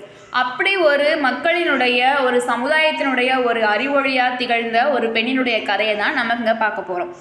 வரலாற்றில் மனிதர்கள் வருகிறார்கள், சிலர் வரலாறாகவே இருக்கிறார்கள். இவர்கள் பாதையே இல்லாத இடத்தில் தங்கள் காலடிகளால் ஒற்றையடி பாதையிட்டு அதையே பெருஞ்சாலையாக ஆக்குகிறார்கள். பலரின் பயணங்களுக்கு வழிவகுக்கிறார்கள். கல்வி அறிவற்ற இருட்சமூகத்தில் ஒற்றை சுடராக வந்து 1000 சுடர்களை ஏற்றுகிறார்கள். இவர்கள் வாழ்க்கையை அறிவது கல்வி வரலாற்றை அறிவதாகும். இப்போ நம்ம கதையை பார்க்கலாம். ஒவ்வொரு நாளும் காலை 5 மணி அவர்கள் விழித்து எழும் நேரம். அவர்களுக்கு பகல் முழுவதும் பருத்தி காட்டில் வேலைகள் இருந்தன. ஒரு நாளில் ஒரே ஒரு நிமிடத்தை கூட வீணாக்கிவிடக்கூடாது என்று நினைக்கும் குடும்பம் அது. பருத்தி காட்டில் இருந்து பகலில் அம்மா பாட்சி மட்டும் வீட்டிற்கு திரும்புவாள், தனது குடும்பத்தினருக்கு உணவு சமைக்க. உணவு தயாரானதும் பசியார வாங்க செல்லங்களே அப்படின்னு சொல்லி ஓங்கி கூப்பிடுவாங்க வீட்டு வாசல்ல இருந்து. ஒவ்வொரு வயதிலும் ஒவ்வொரு உயரமாக இருந்து அந்த குடும்பத்தார் வயல்வெளியிலிருந்து வியர்வை சொட்ட சொட்ட வீட்டினுள் நுழைவார். ஓ மேரி, மெதுவா மெதுவா. மற்றவர்களை முந்திக்கொண்டு அவள் வீட்டு வாசலை தொட்டு விட்டாள். மேரியின் தந்தை சாம் சிரித்து கொண்டார். தனது பிள்ளைகளில் மேரி ஜென் மிகவும் வித்தியாசமான பெண்ணாக இருக்கிறாள் என்பதை பற்றி அவர் எண்ணிக்கொண்டார். அந்த குடும்பம் உணவு உண்டு முடித்தது மறுபடியும் வயலுக்கு திரும்பியது. மேரி தனது வேலையை முடித்துவிட்டு பாட்டியிடம் ஓடினாள். அவளுக்கு மாலை பொழுதில் மிக மகிழ்ச்சி நிறைந்தது இந்த நேரம் தான். ஏன்னா சாயங்காலம் போய் ஆசிக்கிட்ட கதை கேட்கறது, பாட்டு கேட்கறது, அதனால் ரொம்ப பிடிச்ச நேரம். அவர்கள் அனைவரும் ஒன்றாக சேர்ந்து பாடுவதும் பிரார்த்தனை செய்வதும் இந்த நேரத்தில் தான். மேரியின் மென்குரல் சூரிய வெப்பத்தை ஊடறுக்கும் குளிர்ந்த நீரோடையைப் போல சன்னமாக ஒலிக்கும். அவள் தானே பேசிக்கொள்வாள். பருத்தி செடி வளர்வதற்கு ஏன் இவ்வளவு காலம் எடுத்துக்கொள்கிறது? பருத்தி செடிகளை அவள் மிகவும் கவனமாக பார்த்து கொண்டிருந்ததற்கு இன்னொரு காரணமும் உண்டு. பருத்தி செடியில் அரும்புகின்ற முதல் பூ மொட்டை பார்க்கிற முதல் ஆளாக தானே இருக்க வேண்டும் அப்படிங்கிற விருப்பம் தான் அவளுடையது. முதல் பூவை மேரி பார்த்து விட்டாள். ஒரு கணம் திகைத்தாள். ஹே, முதல் பூ, முதல் பூ, எங்கே எங்கே எங்கே எங்கே? நான் தான் முதல்ல பார்த்தேன், நான் தான் என்று கத்தினாள். எல்லோரும் அந்த முதல் பூவை பார்க்க ஓடி வந்தார்கள். அவர்களுக்கு தெரியும், இனி 3 வாரங்களில் பருத்திப்பூக்களின் செந்நிறத்தினால் வயல்கள் பூராவும் சிறப்பாகிவிடும். அடுத்த 6 வாரங்களில் புது பருத்தி நிறைந்துவிடும். மேரி இந்த கோடைக்கால இரவுகளை மிகவும் விரும்பினாள். தெளிந்த நிர்மலமான வானம், பருத்தி பூக்களை பார்த்து கண் சிமிட்டும் நட்சத்திரங்கள், இவற்றை பார்த்தவாறே சும்மா இலக்கற்று சிந்தித்தபடி இருப்பது அவளுக்கு பிடித்தமாயிருந்தது. அடுத்த நாள் காலை உணவு முடிந்தது. மேரியின் அம்மா ஃபாட்சி துவைத்து தைத்த துணிகள் நிரம்பிய கனத்த கூடையை தலைத்து தூக்கி கொண்டார். மேரியும் அம்மாவுடன் ஒட்டி கொண்டாள். புழுதி படிந்த சாலையில் வெள்ளை முதலாளிகளின் வீடுகளை நோக்கி இருவரும் நடந்தனர். அப்போ இந்த இடத்துல வெள்ளை முதலாளிகள்னா யாரு? அவங்க ஆங்கிலேயர் ஆட்சிக்கில் இருக்கிறாங்க. இவங்களுடைய நாடு என்ன செஞ்சிருக்கு? அடிமைப்பட்டு இருக்கு. அப்போ அந்த பிரிட்டிஷ் சுதந்திரமாகிறதுக்கு முன்னாடி, அதனால தான் அந்த வெள்ளை மாளிகை அப்படின்னு சொல்கிறாங்க. அந்த மாளிகை வீடு பென் வில்சன் உடையது. ஃபாட்சியும் மேரியும் பின் கதவு பக்கமாக சென்றனர். கருப்பின மனிதர்களுக்கு முன்புற வாசலில் அனுமதி கிடையாது. அவங்களெல்லாம் என்ன செய்ய மாட்டாங்க? முன்வாசலிலேயே அனுமதிக்க மாட்டாங்க. கதவு திறக்கப்பட்டது. ஃபாட்சி வீட்டினுள் சென்று விட்டாள். மேரி வெளியிலேயே இருந்தாள். சற்று தூரத்தில் மற்றொரு சிறிய வீடு இருந்ததை மேரி கண்டாள். அது வெள்ளை குழந்தைகள் சும்மா ஓடி விளையாடுவதற்கென்றே கட்டப்பட்ட ஒன்று. பணக்காரங்களாம் சும்மா கெஸ்ட் ஹவுஸ் ஒன்று கட்டி போட்டிருப்பாங்களா குழந்தைங்க விளையாடுறதுக்குன்னு, அந்த மாதிரி ஒரு வீடு. ஹலோ மேரி, உள்ளே வர விரும்புகிறாயா? ஒரு வெள்ளை சிறுமி கேட்டாள். மேரி தயங்கினாள். தயக்கத்தை ஆவல் வென்றபோது அவள் மெதுவாக வீட்டினுள் நுழைந்திருந்தாள். அங்கிருந்த அழகுமிக்க விளையாட்டு பொருட்களை எல்லாம் ஆச்சரியத்தோடு பார்த்தாள். எங்களோடு சேர்ந்து விளையாட விரும்புகிறாயா? ஆமாம், மேரி பதில் சொன்னாள். வீட்டினில் விளையாடியபடி சுற்றி வந்தபோது ஓர் ஓரத்தினில் கிடந்த சிறிய மேசையும் அதன் மீதிருந்த ஒரு பொருளும் மேரியின் கவனத்தை ஈர்த்தன. ஒரு டேபிளில் ஏதோ ஒரு பொருள் இருக்குது, அதை பார்த்தோன்னு அவளுக்கு ஆசை. அந்த பொருள் பைண்டிங் செய்யப்பட்ட ஒரு புத்தகத்தை பைண்ட் பண்ணி வச்சிருக்கிறாங்க. மேலட்டை ஓவியத்தையும் அச்சிடப்பட்ட புத்தக தலைப்பையும் பார்த்து ஆர்வமுற்ற மேரி அதை தன் கையில் எடுத்துக்கொண்டாள். அதை புரட்ட துவங்கிய போது வில்சனின் 2 பெண் குழந்தைகளில் சிறுமியாக இருந்தவள், புத்தகத்தை என்னிடம் கொடு, நீ அதை எடுக்கக்கூடாது, உன்னால் படிக்க முடியாது. என்று மேரியிடமிருந்து புத்தகத்தை வெடுக்கென்று பிடுங்கிக் கொண்டாள். அவளுக்கு ஒன்றுமே புரியல. என்னடா புத்தகம் தானே இருந்துச்சு, எடுத்தானே பார்த்தோம் அப்படின்னு சொல்லி முதலில் மேரிக்கு ஒன்றும் புரியவில்லை. பிறகு சும்மா அதை பார்த்து விட்டு தருகிறேன், நான் ஒன்றும் அதை சேதப்படுத்தி விட மாட்டேன், பத்திரமாக வைத்திருப்பேன் அப்படின்னு சொல்லி அவ கேட்குறான். சும்மா கூடப்பா, நான் பார்த்துட்டு மட்டும் தரேன் அப்படின்னு. எனக்கு அது எப்படி தெரியும்? புத்தகங்கள் படிக்க தெரியாதவர்களுக்காக இல்லை, தெரிந்து கொள். பத்திரமாக வைத்திருப்பேன். முடியாது. அப்படியானால் உன்னால் அதை படிக்க முடியுமா? மேரி கேட்டாள். உனக்கு தான் படிக்க தெரியாது, அவங்களால எப்படி பத்திரமா வச்சுக்க முடியும்னு சொன்னால் நான் பத்திரமா வச்சிருப்பேன்னு சொல்கிறேன். இந்த பொண்ணு முடியாதுங்கிறா. அப்போ உனக்கு படிக்க தெரியுமா அப்படின்னு சொல்லி மேரி திரும்ப எதிர்கேள்வி கேட்குறான். நிச்சயமாக நான் படிக்க முடியும், விளையாட்டு சாமான்களையும் மேரிடம் கொடு என்று சொல்லிக்கொண்டே அந்த சிறுமி விளையாட்டு சாமான்களை மேரிடமிருந்து பிடுங்கினாள். மேரி மனம் துவண்டாள். அப்போ தனக்கு தெரியாத ஒரு விஷயத்தை இன்னொரு பொண்ணு நினைச்சிருக்கா, உனக்கு படிக்க தெரியாதுன்னு சொல்லிட்டாளே அப்படின்னு சொல்லிட்டு ரொம்ப மனசு கஷ்டப்பட்டாள். நட்புணர்வு அற்ற அந்த இடத்திலிருந்து உடனே வெளியேறினாள். கண்ணீர் பொங்கியது. வெளியே தெளிவாய் ஒளிர்ந்து கொண்டிருந்த காலை வெளிச்சம் அவளுக்கு ஆதரவாக இருந்தது. அவள் அப்படி என்ன பெரிய தவறை செய்து விட்டாள்? ஒரு புத்தகத்தை தொட்டிருக்கிறாள், அவ்வளவுதானே. அதற்கு போய் இப்படியா? வெடுக்கென்று பிடுங்கிட்டாளே. மேரி மனம் கசந்தாள். அந்த நாள் முழுவதும் இனி அவள் துயரம் மேலிட்டு இருக்கப் போகிறாள். இந்த கொந்தளிக்கும் யோசனைகளுக்கு நடுவே மேரி ஒரு தீர்மானத்திற்கு வந்தாள். அவள் உதடுகள் அதை திரும்ப திரும்ப சொல்லிக் கொண்டன. ஆம், நான் படிக்க வேண்டும், நான் வாசிக்க கற்றுக்கொள்ளப் போகிறேன், நான் எழுத படிக்கப் போகிறேன். தனக்குத்தானே மீண்டும் மீண்டும் சொல்லிக் கொண்டாள். அன்று நாள் முழுவதும் இந்த வார்த்தைகளை எத்தனை முறையோ சொல்லிக் கொண்டாள். அன்பு நிறைந்த கடவுளே, இந்த வயல்களிலிருந்து என்னை வெளியே அழைத்து கொண்டு போ. நான் பள்ளிக்கூடத்திற்கு போக வேண்டும், நான் வாசிக்க கற்றுக்கொள்ள வேண்டும், இது எப்படியாகினும் நடக்க வேண்டும் அப்படின்னு சொல்லிட்டு கடவுள்கிட்ட வேண்டிக்கிட்டே இருக்கா. அது உணவுக்கான நேரம், நைட்டு சாப்பிட்ற நேரம். குடும்பம் பருத்திக்காட்டை விட்டு கிளம்பியது. மேரி தனது தந்தையுடன் சேர்ந்து கொள்வதற்கு ஓடி சென்றாள். நான் பள்ளிக்கூடத்திற்கு போக முடியுமா அப்பா? அடடே, மேரி செல்லம், இங்கே நமக்கென்று பள்ளிக்கூடமே கிடையாதேம்மா. அப்பாவின் குரல் வருத்தத்தில் தளர்ந்து ஒழித்தது. நான் படிக்கணும் அப்பா, எழுத படிக்க தெரிஞ்சுக்கொள்ளணும் விரும்புகிறேன். சாம் மெக்லியோட் பதில் எதுவும் கூறவில்லை. விரைவில் பருத்தி எடுப்பதற்கான காலமும் வந்தது. இந்த ஆண்டு பருத்தி நல்ல விளைச்சல், நல்ல விலையும் கிடைத்தது. ஆனால் மேரி ஜெனுக்கு இந்த முறை அவற்றில் ஈடுபாடு வரவில்லை. காரணம், அவள் ஒரே ஒரு விஷயத்தை பற்றி மட்டுமே தீவிரமாக யோசித்து கொண்டிருந்ததுதான். எப்படி எப்போது நான் வாசிக்க கற்றுக்கொள்ளப் போகிறேன்? ஆனால் அங்கே எந்த ஒரு பள்ளியும் கிடையாது, புத்தகங்கள் இல்லை, எந்த ஒரு ஆசிரியரும் இல்லை. அங்கிருந்ததெல்லாம் பருத்தி விளையும் பருவ காலம்தான். ஒரு பருவம் முடிந்து இன்னொன்று, அது முடிந்து மற்றொன்று, பின் இன்னும் ஒன்று. நான் படிக்க விரும்புகிறேன், மேரி தனக்குத்தானே சொல்லிக்கொண்டாள். அந்த வார்த்தைகள் எப்பொழுதும் அவளை சுற்றி கொண்டே திரிந்தன. 11 வயதே ஆன அச்சிறு பெண் வயலிலிருந்து வீட்டை நோக்கி சென்று அந்த கனமான பருத்தி பொதியை தனது முதுகிலிருந்து இறக்கி வைக்கும் போதுதான் தனக்கு அறிமுகமே இல்லாத ஒரு பெண் தன் முன்னால் இருப்பதை கண்டாள். அந்த பெண் புன்னகைத்தார். நான் தான் மிஸ் வில்சன். உன்னை போன்ற குழந்தைகள் படித்தாக வேண்டும். உன்னுடைய இந்த பருத்தி எடுப்பு வேலைகள் முடிந்தவுடனேயே எவ்வளவு சீக்கிரம் முடியுமோ அவ்வளவு சீக்கிரமாக மேயஸ் வெள்ளிக்கு வர வேண்டும். சரியா மேரிக்குட்டி, வருவாய்தானே? மேரி பதில் சொல்ல நான் எழாமல் வாயடைத்து நின்றாள். பருத்தி எடுக்கும் தங்களின் வேலையை தொடர்வதற்காக அனைவரும் வயல்களுக்கு திரும்பிச் சென்றனர். மேரியும் ஓடினாள். இப்போதே வாருங்கள், சீக்கிரம், அதோ அந்த மூலையில், பிறகு இங்கே, பருத்தியை எடுங்கள், மசமசவென்று இருக்காதீர்கள், நான் பள்ளிக்கூடத்திற்கு போயாக வேணும்னு சொல்லிட்டு எல்லாரையும் வேகப்படுத்துறா. சீக்கிரம் சீக்கிரம் வேலை பண்ணுங்கன்னு சொல்லிட்டு. திடுமென்று அவள் ஒரு புதிய மனுஷியாக ஆகிவிட்டதைப் போல மற்றவர்கள் உணர்ந்தார்கள். என்ன ஆச்சு இந்த பொண்ணுக்கு திடீர்னு இன்னைக்கு அப்படின்னு சொல்லி எல்லாரும் ஆச்சரியத்தோடு பார்க்குறாங்க. அந்த புத்தகத்தை என்னிடம் கொடு, உன்னால் படிக்க முடியாது என்று மேரியின் காதுகளில் இத்தனை நாள் ஒலித்து கொண்டிருந்த இந்த வார்த்தைகள் அவளுடைய ஆத்மாவில் இருந்து என்றைக்குமாக துடைத்தெறியப்பட போகின்றன. புதிய நம்பிக்கை பிறந்திருக்கிறது. மேரி என்ற ஒரு பெண் குழந்தை அந்த வீட்டிலிருந்து வெளியே போய் முதன்முறையாக படிக்கப் போகிறாள் என்கிற நம்பிக்கை. அந்த தலைமுறையில் படிக்கப் போகும் முதல் ஆளும் அவள்தான்.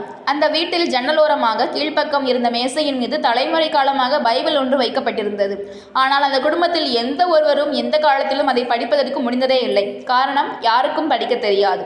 இந்த பைபிளையும் இனி படித்து விடுவேன், எல்லோருக்கும் படித்து காட்டவும் செய்வேன். மேரி தனக்குத்தானே முணுமுணுத்தாள். மேயஸ் வில்லியில் பெரிய கடை அது. உனக்கு என்ன வேண்டும் மேரிமா? சாம் அவளை கேட்டார். எழுதுவதற்கு பிரயோசமான ஏதாவது ஒன்று வாங்கி கொடுப்பா. கடைக்காரர் ஒரு சதுர வடிவ கடினமான கருப்பு பலகை ஒன்றை அவர்களிடம் எடுத்து காட்டினார். ஸ்லேட் நம்ம சொல்லுவோம் இல்லையா, இதுதான் ஸ்லேட். இந்த சிறிய வெள்ளை சாக்பீஸ் உண்டினால் நீங்கள் இந்த பலகையின் மீது எழுதலாம். இனி ஸ்லேட்டின் மீது வெள்ளை சாக்பீஸை கொண்டு அவளால் கோடுகளை, படங்களை வரைய முடியும். பிறகு எப்படி எழுதுவது என்று அவள் அறிந்து கொண்ட நிமிடத்திலிருந்து அவள் எழுத முடியும். எழுதுவாள். அப்பாவும் மகளும் வீட்டுக்கு வந்தபோது அனைவரும் அடுத்து வரப்போகிற நாள் குறித்தே பேசிக் கொண்டிருந்தார்கள். நாளை மேரி ஜென் பள்ளிக்கூடம் செல்லப்போகும் முதல் நாள். மேரியின் சகோதரிகளும் சொன்னார்கள், நீ எங்களுக்கும் சொல்லித்தர வேண்டும், சரியா? ஓ எஸ், நான் கற்றுக்கொண்டதை எல்லாம் உங்களுக்கு சொல்லித்தருகிறேன் என்று உறுதியளித்தாள். அடுத்த நாள் அதிகாலையில் சீக்கிரமாகவே அவள் புறப்பட தயாராகி விட்டாள். அப்பாவும் கூட சென்றார். மேயர்ஸ்வில்லிக்கு போய் சேர மேரி நடக்க வேண்டிய தூரம் 5 மைல்கள். அந்த புழுதி படிந்த சாலையில் ஒவ்வொரு நாளும் வீடு திரும்ப மேலும் 5 மைல்கள் அவள் நடக்க வேண்டும். மேரி ஜென் தான் பெற்ற புதிய கல்வியினால் முக்கியமான ஒரு நபராக மாறிக்கொண்டிருந்தாள். அவளால் இப்போது கணக்கு பார்க்க முடியும். அவளுடைய அக்கம் பக்கத்தவர் கருப்பின மக்கள், வெள்ளை நிற மக்கள் இருவருமே சம்பள கணக்கோ கொடுக்கல் வாங்கல் குளறுபடியோ எதுவென்றாலும் மேரிடமே கொண்டு வந்தார்கள். கருப்பர்களுக்கு எழுதவோ படிக்கவோ தெரியவில்லை. தங்களுக்கு கொடுக்கப்பட்ட சம்பளம் உண்மையில் நியாயமான தொகைதானா என்று கூட கணக்கிட தெரியவில்லை. வெள்ளைக்காரர்கள் எதை கொடுக்கிறார்களோ அதை வாங்கிக் கொள்ள வேண்டியவர்களாகவே இருந்தார்கள் கருப்பர்கள். இதே சீனை தான் நமக்கு இந்த வாகை சுடுவா அப்படிங்கிற படத்தில் காட்டுவாங்க. அந்த பசங்களுக்கு செங்கச்சொல்லில் வேலை பார்ப்பாங்க, படிக்க தெரியாது, கணக்கு பார்க்க தெரியாது. கடைசியில் அந்த ஆசிரியர் சொல்லி கொடுத்தவொன்னே அந்த பசங்க கேட்பாங்க, நாங்கள் இத்தனை செங்கலை அடுக்கியிருக்கோம், அப்போ இத்தனை இதுக்கு இத்தனை செலவு, இவ்வளோ ரூபா அப்படின்னா எங்களுக்கு இவ்வளோ இடம்னா தரீங்க, எங்களுக்கு காசு கம்மியாக இருக்குது, காசு கொடுன்னு சொல்லி கேட்பாங்க. அப்போ இதுதான் ஒரு சிறந்த கல்வியினுடைய வெற்றி அப்படிங்கிறத நமக்கு அந்த படம் மூலமாக காமிச்சிருப்பாங்க. ஸோ அதே சீன் தான் இங்கேயுமே இருக்குது. மேரி தனது பள்ளியில் மேலும் புதிதாய் கற்றுக்கொண்டு வந்தாள். தனது பாதையில் தான் மெதுவாக உயர போய் கொண்டிருக்கிறோம் என்று மனதில் ஆசை போடுவாள். பள்ளிக்கூடத்தில் சில வருடங்கள் ஓடி மறைந்தன. அந்த வருடத்தின் கடைசியில் மேரிக்கு பட்டமளித்தல் இருந்தது. இதுதான் தங்கள் வாழ்க்கையில் காணும் முதல் பட்டமளித்தல் விழா என்பதால் மேயர்ஸ்வில்லியின் மக்களுக்கு அது மிக முக்கியத்துவம் வாய்ந்த ஒன்றாக இருந்தது. இந்த பட்டமளிப்பு விழாவின் மிக முக்கியத்துவம் வாய்ந்த பகுதி என்பது டிப்ளமோக்களை வழங்குவது. மதிப்புமிக்க வெள்ளைத்தாள் சுருள்களில் இந்த பட்டம் பெறும் மாணவர்கள் எழுதவும் படிக்கவும் கூடியவர்கள் அப்படின்னு சொல்லி எழுதப்பட்டிருக்கும். மேரியின் பெயரை சொல்லி கூப்பிட்டார்கள். மேரி தன்னுடைய டிப்ளமோவை வாஞ்சியுடன் பெற்றுக்கொண்டாள். பூ போல அதை ஏந்தி தன் நெஞ்சத்தோடு அணைத்து கொண்டாள். மேஜையில் இருந்த புத்தகத்தை தான் கையில் எடுத்தபோது அதை ஒரு சிறுமி பிடுங்கிக் கொண்ட அந்த நாள் நினைவில் ஆடியது. உன்னால் படிக்க முடியாது என்று அவளை துயரப்படுத்துவதற்கு இனி எந்த ஒருவராலும் ஒருபோதும் முடியாது என்பதில் அவள் பெருமகிழ்ச்சி அடைந்தாள். விழா முடிந்தது. இறைச்சலும் சந்தோஷமும் நிறைந்த சூழலில் மிஸ் வில்சன் மேரி ஜெனை தோளோடு அடைத்தபடி, மேரி ஜென், இப்போது நீ என்ன செய்ய போகிறாய்? எனக்கு தெரியவில்லை மிஸ். நான் என்னுடைய படிப்பை தொடர விரும்புகிறேன். கருப்பர்கள் எப்போதாகிலும் கல்லூரிக்கு போயிருக்கிறார்களா? இல்லை, மிக அபூர்வம்தான். ஆனால் நீ போக முடியும். அதற்கு நீ முதலில் உயர்நிலை பள்ளிக்கு போயாக வேண்டும். மேரி தங்களுடைய சின்னஞ்சிறு வீட்டிற்கு திரும்பியதும் தனது படிப்பை எப்படியாகிலும் தொடர்ந்தாக வேண்டும் என்று சொல்லிக்கொண்டாள். மேரி இப்போது எழுத படிக்க தெரிந்தவள். உன்னால் படிக்க முடியாது என்று யாராவது அவளை பார்த்து சொன்னால் இப்போது அவள் உடனே அதற்கு சரியான பதிலடி கொடுக்க முடியும். இந்த பெருமித உணர்வுடனே மேரி மற்றவருடன் சேர்ந்து பருத்திக்காட்டுக்கு வேலைக்கு திரும்பினாள். நாட்கள் போயின.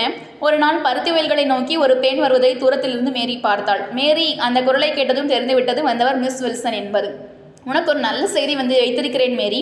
மேற்கு பகுதியில் வாழ்கிற ஒரு வெள்ளைக்கார பெண்மணி ஒரு கருப்பின குழந்தையின் படிப்பிற்காக பணம் அனுப்பி இருக்கிறார். அதை பெறுவதற்குரிய ஆளாக நீதான் தேர்ந்தெடுக்கப்பட்டிருக்கிறாய். நீ மேல் படிப்பிற்காக டவுனுக்கு போக வேண்டும், தயாராகு என்று வில்சன். மேரி சந்தோஷத்தில் குதித்தாள். வீட்டை பார்த்து ஓடினாள். நான் மேல் படிப்புக்காக டவுனுக்கு போக போகிறேன். பக்கத்து வீடுகளில் எல்லாம் ஓடி சொன்னாள். பருத்துவேல்களில் மேரிஜனின் நாட்கள் முடிவுக்கு வந்தன.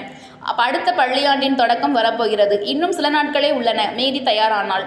குடும்பத்தாரும் அக்கம் பக்கத்தவரும் மேரியை குறித்து பெருமிதம் அடைந்தார்கள். அவள் புறப்பட வேண்டிய நாளும் வந்தது. வாங்க சீக்கிரம், ரயிலுக்கு நேரமாகிவிடும். நான் தாமதமாக போக விரும்பவில்லை. வீட்டின் வாயில் படியில் பொறுமை இழந்து தவித்து நின்றாள் மேரி. அவர்கள் எல்லோரும் வீட்டை விட்டு புறப்பட்டதும் அண்டை வீட்டுக்காரர் ஒருவர் தனது பண்ணை வாகனத்துடன் வந்து சேர்ந்தார். வண்டியில் ஏறுங்கள், அவர் அன்போடு கட்டளையிட்டார். வாங்க நான் உங்களை கொண்டு போய் விட்டுருந்தேன் அப்படின்னு சொல்லி. இந்த மாதிரி ஒரு முக்கியமான நாளில் நீங்கள் நடந்து போகக்கூடாது. ஃபாட்சியும் சாமும் இதை எதிர்பார்க்கவே இல்லை. வண்டி புறப்பட்டது. ஒவ்வொரு தெருவிலும் சில பேர் கூட சேர்ந்து கொண்டார்கள். ஏன்னா அவங்கள பொறுத்த வரைக்கும் அவங்க சமுதாயத்தில் ஒரு பெண் பள்ளிக்கு படிக்க போகிறா அப்படிங்கிறது அவங்களுக்கு ஒரு பெரிய விழா மாதிரி, ஒரு பெரிய நடக்காத ஒரு நிகழ்ச்சியுடைய வாகையில் நடந்த மாதிரி, தனக்கே இந்த மாதிரி எல்லாருமே சந்தோஷப்பட்டாங்க. சாம் கொஞ்சம் பொறுத்து நாங்கள் வருகிறோம். மேலும் சிலர் புறப்பட்டனர். அந்த குழு மென்மேலும் பெரிதாகி கொண்டே சென்றது. அவர்கள் ரயில் நிலையத்தை அடைந்த போது அங்கு இன்னும் பலர் காத்திருந்தார்கள். வண்டி போய் நிலையத்தில் நின்றதுதான் தாமதம். மேரி தாவி குறித்து இறங்கினாள். மிஸ் வில்சன், இதோ நான் இங்கே இருக்கிறேன். மேரியை அணைத்து கொண்ட மிஸ் வில்சன் அவள் செல்ல வேண்டிய இடம், சந்திக்க வேண்டிய ஆசிரியர் பற்றிய குறிப்புகளை விளக்கிச் சொன்னார். அந்த கௌரவத்திற்குரிய சிறுமியை சுற்றி ஒவ்வொருவரும் கூடி நின்றார்கள். புகைவண்டி வந்து கொண்டிருக்கிறது என்பதை மேலெழுந்து தெரிந்த புகையும் சத்தமும் அவர்களுக்கு தெரிவித்தன. குட்பை மேரி, குட்பை, வெற்றி உண்டாகட்டும், குட்பை மேரி. வாழ்த்தொலிகள் வந்து கொண்டே இருந்தன. எல்லோருக்கும் கையசைத்து விடை பெற்றால் ரயில் வேகம் எடுத்தது. நூல்வெளி. புத்தகம் ஒன்று ஒரு சிறு பெண்ணுடன் வாழ்க்கை நெடுக பேசிக்கொண்டே வருகிறது. என்ன பேசுது? உனக்கு படிக்க தெரியாது என்ற கூற்றால் உள்ளத்தில் பெற்றாடி பிற்காலத்தில் சமையல் செய்தும் தோட்டமிட்டும் பொது இடங்களில் பாட்டு பாடியும் சிறுக பணம் சேர்த்து குப்பை கொட்டும் இடத்தில் ஒரு பள்ளியை உருவாக்கிட காரணமானது. இது ஒரு உண்மை சம்பவத்தினுடைய அடிப்படையில் கொடுத்துருக்காங்க. உலகெங்கும் மூளை முடுக்குகளில் உள்ள ஒடுக்கப்பட்ட கல்வி மறுக்கப்பட்ட சமூகங்களின் ஒரு குரலாக இருந்தவர் அமெரிக்க கருப்பின பெண்மரி மேரி மெக்லியோட் பெத்யூன். அப்போ அவங்களுடைய கதையை தான் இங்கே நமக்கு என்ன செஞ்சுருக்காங்க, கரைப்பகுதியாக கொடுத்துருக்காங்க. இம்மாபெரும் கல்வியாளரின் வாழ்க்கையை உனக்கு படிக்க தெரியாது என்ற தலைப்பில் நூலாக படைத்துள்ளார் கமலா லயன். இவரின் இயற்பெயர் வே. குணசேகரன். வயது வந்தோர் கல்வி திட்டத்தில் ஒருங்கிணைப்பாளராக பணியாற்றியுள்ளார். முன் தோன்றிய மூத்த குடி கொற்கை கோமான் கொற்கையம் பெருந்துறை ஐங்குறுநூலில் குறிப்பிட்டிருக்கு. இங்கே இருக்கக்கூடிய கொற்கையம் அப்படிங்கிறது தூத்துக்குடி மாவட்டத்தில் இருக்கக்கூடிய கொற்கை. அடுத்து இலக்கண பகுதி வினா விடை வகைகள் பொருள்கோள். அது என்ன வினா விடை வகைகள்? இப்போ நம்ம எப்போ கேள்வி கேட்போம், நமக்கு பகுத்தறிஞ்சு இது என்ன அது என்னன்னு கேட்கறதுனால தான், பகுத்தறிவு இருக்கிறதுனால தான் மனுஷனை ஆர்வை உடையவர்கள் சொல்கிறாங்க. அப்போ இந்த வினாவில் எத்தனை வகையான வினா இருக்குது? அப்போ வினா மட்டும் கேட்டால் போதுமா? அதுக்கு விடையும் கண்டிப்பாக பகரணும். அப்போ அந்த விடைகளில் எத்தனை வகைகள் இருக்குது? அடுத்தது பொருள்கோள் அப்படின்னா என்னன்னு சொல்லி பார்க்க போகிறோம். முதல்ல வினா பார்க்கலாம். பல்வேறு சூழல்களில் வினாக்கள் வினவுகிறோம், விடைகள் கூறுகிறோம். மொழியின் வளர்ச்சி என்பது வினவுவதிலும் விடையளிப்பதிலும் கூட இருக்கிறது. அவற்றை பற்றி நன்னூலார் விளக்கி இருக்கிறார்.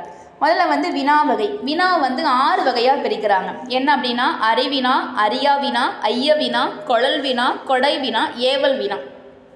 முதல்ல அறியா வினா அப்படின்னா என்ன அப்படின்னா, தனக்கு அந்த விடை தெரிஞ்சிருக்கும், ஆனால் அது பிறருக்கு தெரியுமா அப்படின்னு தெரிஞ்சுக்கிறதுக்காக கேட்குற வினா. இது ஸ்கூலில் ஆசிரியர் ஸ்டூடெண்ட்ஸை கேட்பாங்க. அவங்க நடத்தி முடிச்சிருப்பாங்க, ஆனால் கொஸ்டின் கேட்பாங்க. எதுக்காக கேட்பாங்க? தனக்கு தெரியலன்னு சொல்லிட்டா பிள்ளைங்களுக்கு அந்த விஷயம் தெரிஞ்சிருக்கான்னு தெரிஞ்சுக்கிறதுக்காக கேட்கறதுக்கு பேர் அறியா வினா.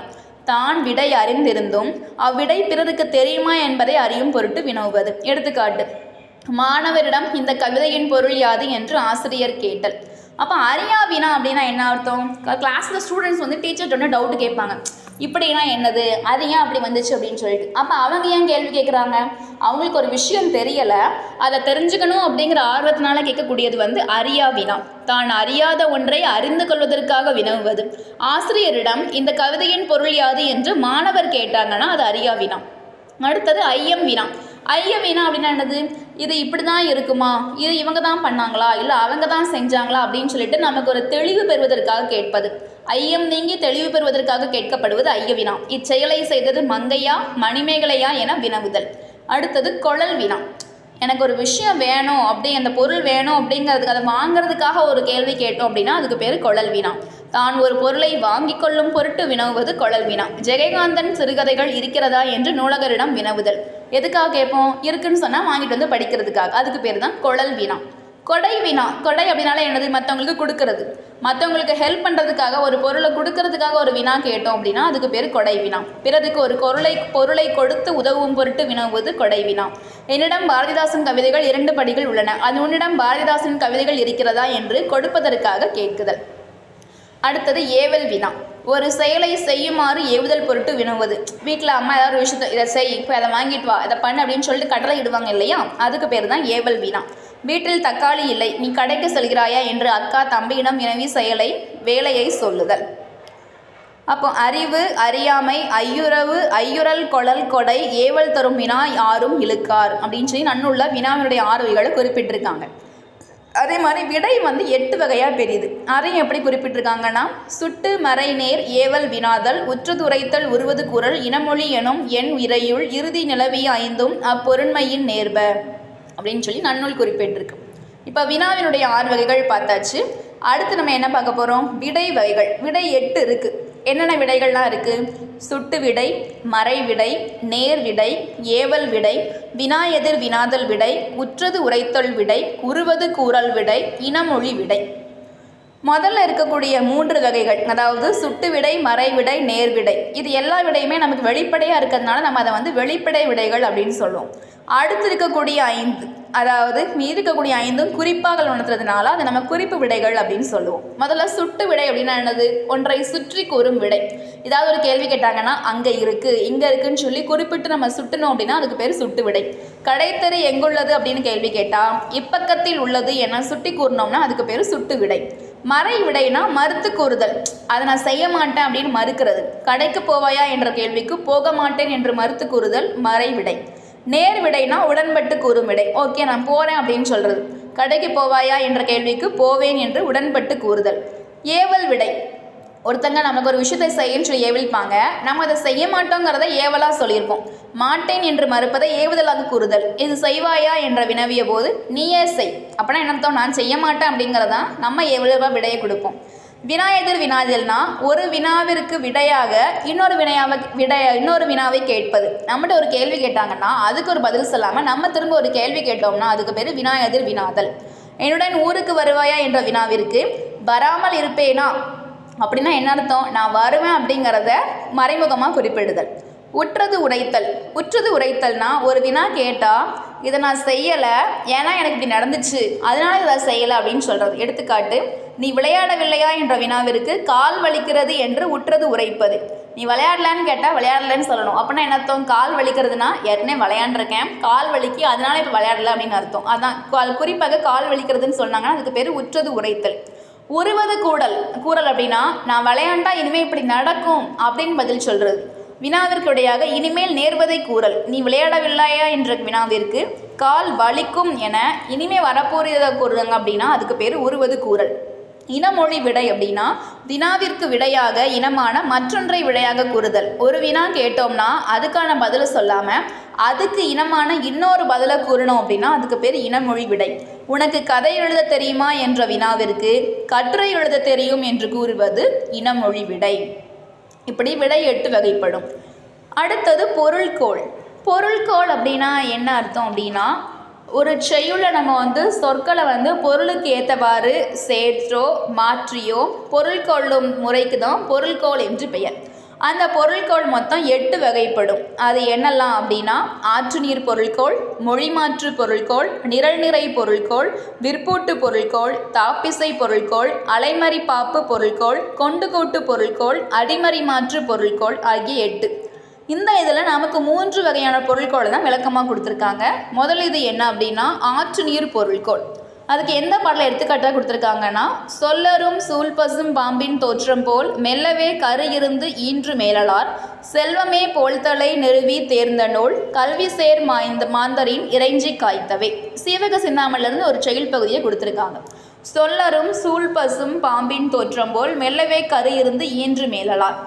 அதாவது நெற்பயிர் நல்லா முற்றிட்டு அப்படின்னா அது எப்படி இருக்கும்னா ஒரு கருவுற்ற பச்சை பாம்பு வடிவம் எப்படி இருக்குமோ அதே மாதிரி கரு கொண்டு பின்னாடி கதிர் விட்டு மெல்லவே கரு இருந்து ஈன்று மேலலார் செல்வமே போல்தலை நிறுவி தேர்ந்த நூல் கல்வி சேர் மாந்தரின் இறைஞ்சி காய்த்தவை.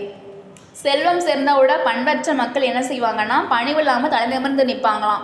அப்படி நிற்கிறதுனால அந்த நெற்பயிர் நல்லா குத்திக்கிட்டு நிற்குமா. கடைசியில் அந்த கதிர் முற்றியதுக்கு அப்புறமா கற்றவர்கள் எப்படி வணங்கி மற்றவங்களுக்கு பணிவாக இருப்பாங்களோ அதே மாதிரி அது பணிவாக வளைஞ்சு கொடுக்கும் அப்படின்னு சொல்லி இதில் பாடலனுடைய பொருள் கொடுத்துருக்காங்க. அப்போ இதில் நெல் அப்படிங்கிறது தான் எழுவாய். அதனுடைய தொழிலான இருந்து ஈன்று நிறுவி இறைஞ்சி அப்படிங்கிற வினையச்சல் வரிசையாக காய்த்தவை அப்படிங்கிற பயனிலையை கொண்டு முடியுது. அப்போ பாடலுடைய தொடக்கத்திலிருந்து கடைசி வரைக்கும் ஒரு ஆற்றுநீரினுடைய போக்கு எப்படி நேராக போய்கிட்டே இருக்குமோ அதே மாதிரி நம்மளுடைய பொருளை இந்த செயலில் கொள்றதுனால இதுக்கு பேர் என்ன அப்படின்னா ஆற்றுநீர் பொருள்கோள். மற்றைய நோக்காது அடிதரும் வான்பொருள் அற்று அற்று ஒழுகும் மக்த அற்று புனலே அப்படின்னு சொல்லி நன்னூல் குறிப்பிட்டிருக்கு. அடுத்து நிரல் நிறை பொருள்கோள். ஒரு செய்யுளில் சொற்கள் முறை பெறலாமல் நிரல் நிறையாகனா வரிசையாக அமைந்து வருவது நிரல் நிறை பொருள்கோள். இதை நம்ம 2 வகையாக பிரிக்கிறோம். ஒன்று முதல் நிரல் நிறை பொருள்கோள், இரண்டாவது எதிர் நிரல் நிறை பொருள்கோள். முறை நிரல் நிறை பொருள்கோள் அப்படின்னா என்ன அப்படின்னா எடுத்துக்காட்டு அன்பும் அறனும் உடைத்தாயின் இல்வாழ்க்கை பண்பும் பயனும் அது. நமக்கு அன்பும் அறனும் நம்மளுடைய இல்வாழ்க்கையில் இருந்துச்சுன்னா பண்பும் பயனும் கிடைக்கும். அப்போ இதில் எழுவாய் என்னது? அன்பு அரண் அப்படிங்கிற அந்த 2 எழுவாயும் பெயர் சொற்களே அல்லது வினைச்சொற்களே வரிசையாக நிறுத்தி அதனால பயனிலை என்ன கிடைக்குது? பண்பு பயன் அப்படிங்கிற பயனிலை நமக்கு கிடைக்குது. அப்போ அதுவும் அதே வரிசைப்படி நமக்கு பொருள் கொள்றதுனால இதை நம்ம என்ன சொல்லுவோம் அப்படின்னா முறை நிரல் நிறை பொருள்கோள். பண்பு பயன் என்ற 2 சொற்களை வரிசைப்படுத்தி அவற்றினுடைய விளைவுகளாக அன்பு அரண் என்று வரிசைப்படுத்தியுள்ளார். அவ்வற்றை இல்வாழ்க்கையின் பண்பு அன்பு என்றும் அதன் பயன் அரண் என்றும் பொருள் கொள்ள வேண்டும். இப்படி அன்புக்கு பண்பும் அறத்துக்கு பயனிலையும் பயனிலையாக நிரல்நிறையாக நிறுத்தி கொள்வதால் நம்ம முறை நிரல் நிறை அப்படின்னு சொல்கிறோம். அப்போ எதிர் நிரல் நிறை பொருள்கோள் அப்படின்னா என்ன? 2 அப்படியே எதிரெதிராக இருக்கும். எடுத்துக்காட்டு விலங்கோடு மக்கள் அணையர் இளங்கநூல் கற்றாரோடு ஏனையவர். இதில் முதல்ல வந்து நமக்கு விலங்கு மக்கள் அப்படின்னு சொல்லிட்டு எழுவாயாக வரிசைப்படுத்திட்டு அதனுடைய பயன்களை என்ன சொல்கிறாரு? கற்றாரோடு ஏனையவர். ஏனையவர் அப்படின்னா கல்லாதவர். கற்றார் கல்லாதவர் அப்படின்னு சொல்லியிருக்காரு. அப்போது கல்வி கற்காதவங்கள விலங்குகளோடையும் கற்றவர்களை மட்டும்தான் மக்களாகவே அவர் கருதுகிறாரு. ஆனால் விலங்கு அப்படிங்கிறத கற்றாரை மக்கள் என்றும் கல்லாத ஏனையவர் விலங்குகள் என்றும் எதிரெதிராக அதனுடைய பொருள் கொள்கிற மாதிரி அந்த வரிசை அமைப்பு இருந்திருக்கு. இப்படி எதிரெதிராக வரிசை அமைஞ்சு பொருள் கொண்டோம் அப்படின்னா அதுக்கு பேர் எதிர் நிரல்நிறை பொருள்கோள். அடுத்தது கொண்டு கூட்டு பொருள்கோள். இதுக்கு எடுத்துக்காட்டு என்ன அப்படின்னா, ஒரு செயலில் பல அடிகள் சிதறி கிடக்கக்கூடிய சொற்களை பொருளுக்கு ஏற்றவாறு நம்ம ஒன்றோடு ஒன்று கூட்டி பொருள் கொண்டோம் அப்படின்னா அதுக்கு பேர் கொண்டு கூட்டு பொருள்கோள். எடுத்துக்காட்டு, ஆழத்து மேல குவளை குளத்துல வாளின் நெடிய குரங்கு. மயிலைநாதர் உரையிலேருந்து எடுத்துக்காட்டு கொடுத்துருக்காங்க. இப்போ இதில் கொடுத்துருக்கிற மாதிரியே நம்ம பொருள் கொண்டோம் அப்படின்னா சரியான பொருள் கொடுக்காது. நம்ம இதை எப்படி வாசிக்கணும் அப்படின்னா, ஆழத்து மேல குரங்கு குளத்துல குவளை என்ற கருத்தை கொண்டு அங்குமிங்கும் கொண்டு பொருள்கோள் அமைந்திருப்பதால் இது கொண்டு கூட்டு பொருள்கோள். மேற்கண்ட பாடலில் ஆழத்து மேல் குவளை என்றும் குளத்தில் வாளின் நெடிய குரங்கு என்றும் பொருள் கொண்டால் பொருத்தமில்லாமல் போயிடும். அப்போ ஆழத்து மேலே குரங்கு குளத்துல குவளை அப்படிங்கிற கருத்தை நம்ம அங்கங்கே பிரித்து கிடக்கிறத நம்ம சேர்த்தா மட்டும்தான் அங்கங்கே சிதறி கிடக்கிறத பொருளுக்கு தக்கன கூட்டி கொண்டு வர்றதுனால இதுக்கு பேர் கொண்டு கூட்டு பொருள்கோள். யாப்படி பழவினும் கோப்புடை மொழிகளை ஏற்புழி இசைப்பது கொண்டு கூட்டே அப்படின்னு சொல்லி நன்னூல்ல குறிப்பிட்டிருக்கிறாங்க. அப்போ இதோட இந்த இயல் வந்து முடிந்தது. இப்போ நம்ம என்ன பார்க்க போகிறோம் அப்படின்னா திறன் அறிவோம். மகாபாரதம் தமிழ் படுத்தும் மதுராபுரி சங்கம் வைத்தும் என்னும் சின்னமனூர் செப்பேட்டு குறிப்பு உணர்த்தும் செய்தி. சங்க காலத்தில் மொழிபெயர்ப்பு இருந்தது. அருந்துணை அப்படிங்கிற சொல்ல பிரித்தோம்னா அருமை கூட்டல் துணை. இங்கே நகர பேருந்து நிற்குமா என்ற வழிபோக்கர் கேட்பது என்ன அப்படின்னா ஹரியா வினா. அதோ அங்கே நிற்கும் என்று மற்றொருவர் கூறியது சுட்டு விடை. அருளை பெருக்கி அறிவை திருத்தி மருளை அகற்றி மதிக்கும் தெருளை என்று இவ்வடிகளில் குறிப்பிடுவது எதை குறிப்பிடுறாங்க அப்படின்னா கல்வி. இடைக்காடனாரின் பாடலை இகழ்ந்தவர் மன்னன். இடைக்காடனரிடம் அன்பு வைத்தவர் யார் அப்படின்னா இறைவன். மன்னன் வந்து குசேல பாண்டியன், இறைவன் வந்து சிவபெருமான்.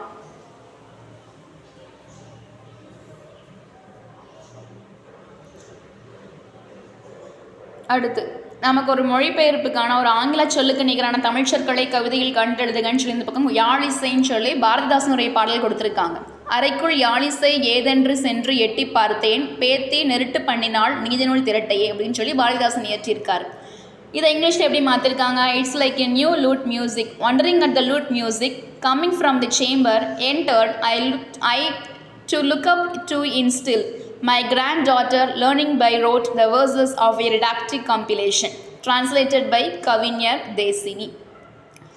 அப்போ லூட் மியூசிக் அப்படிங்கிறதுக்கு எப்படி மாற்றிருக்காங்க? யாழிசை. சேம்பர் அறை அல்லது கூடம்.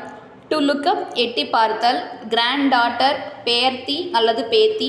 ரோட் நெருட்டு பண்ணுதல் பொருள் உணராமல். டிடாக்டிக் கம்பிலேஷன் நீதி நூல் திரட்டு.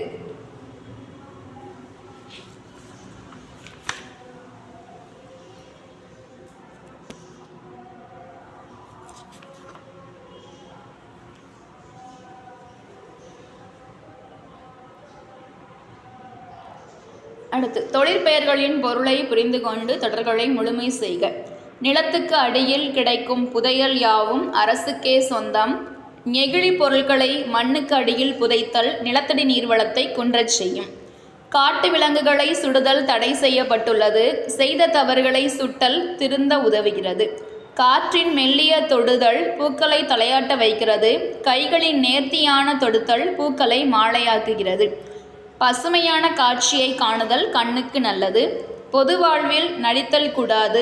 நடிப்பில் அவரை மிஞ்ச ஆள் கிடையாது. அகராதியில் காண்க. மன்றல் திருமணம். அடிச்சுவடு பின்பற்றும் வழி. அகராதி அகர முதலி. தூவல் இறகு எழுதுகோல் அல்லது ஓவியம் தீட்டும் கோல். மருள் அப்படின்னா என்ன அர்த்தம் அப்படின்னா மிரளுதல். கலைச்சொல் அறிவோம். எம்ப்ளம் சின்னம். தீசிஸ் ஆய்வேடு. இன்டலெக்சுவல் அறிவாளர். சிம்பலிசம் குறியீட்டியல். இதோட இயல் 5 முடிவுக்கு வருது. இயல் 6 நம்ம அடுத்த வகுப்பில் சந்திக்கலாம். நன்றி, வணக்கம்.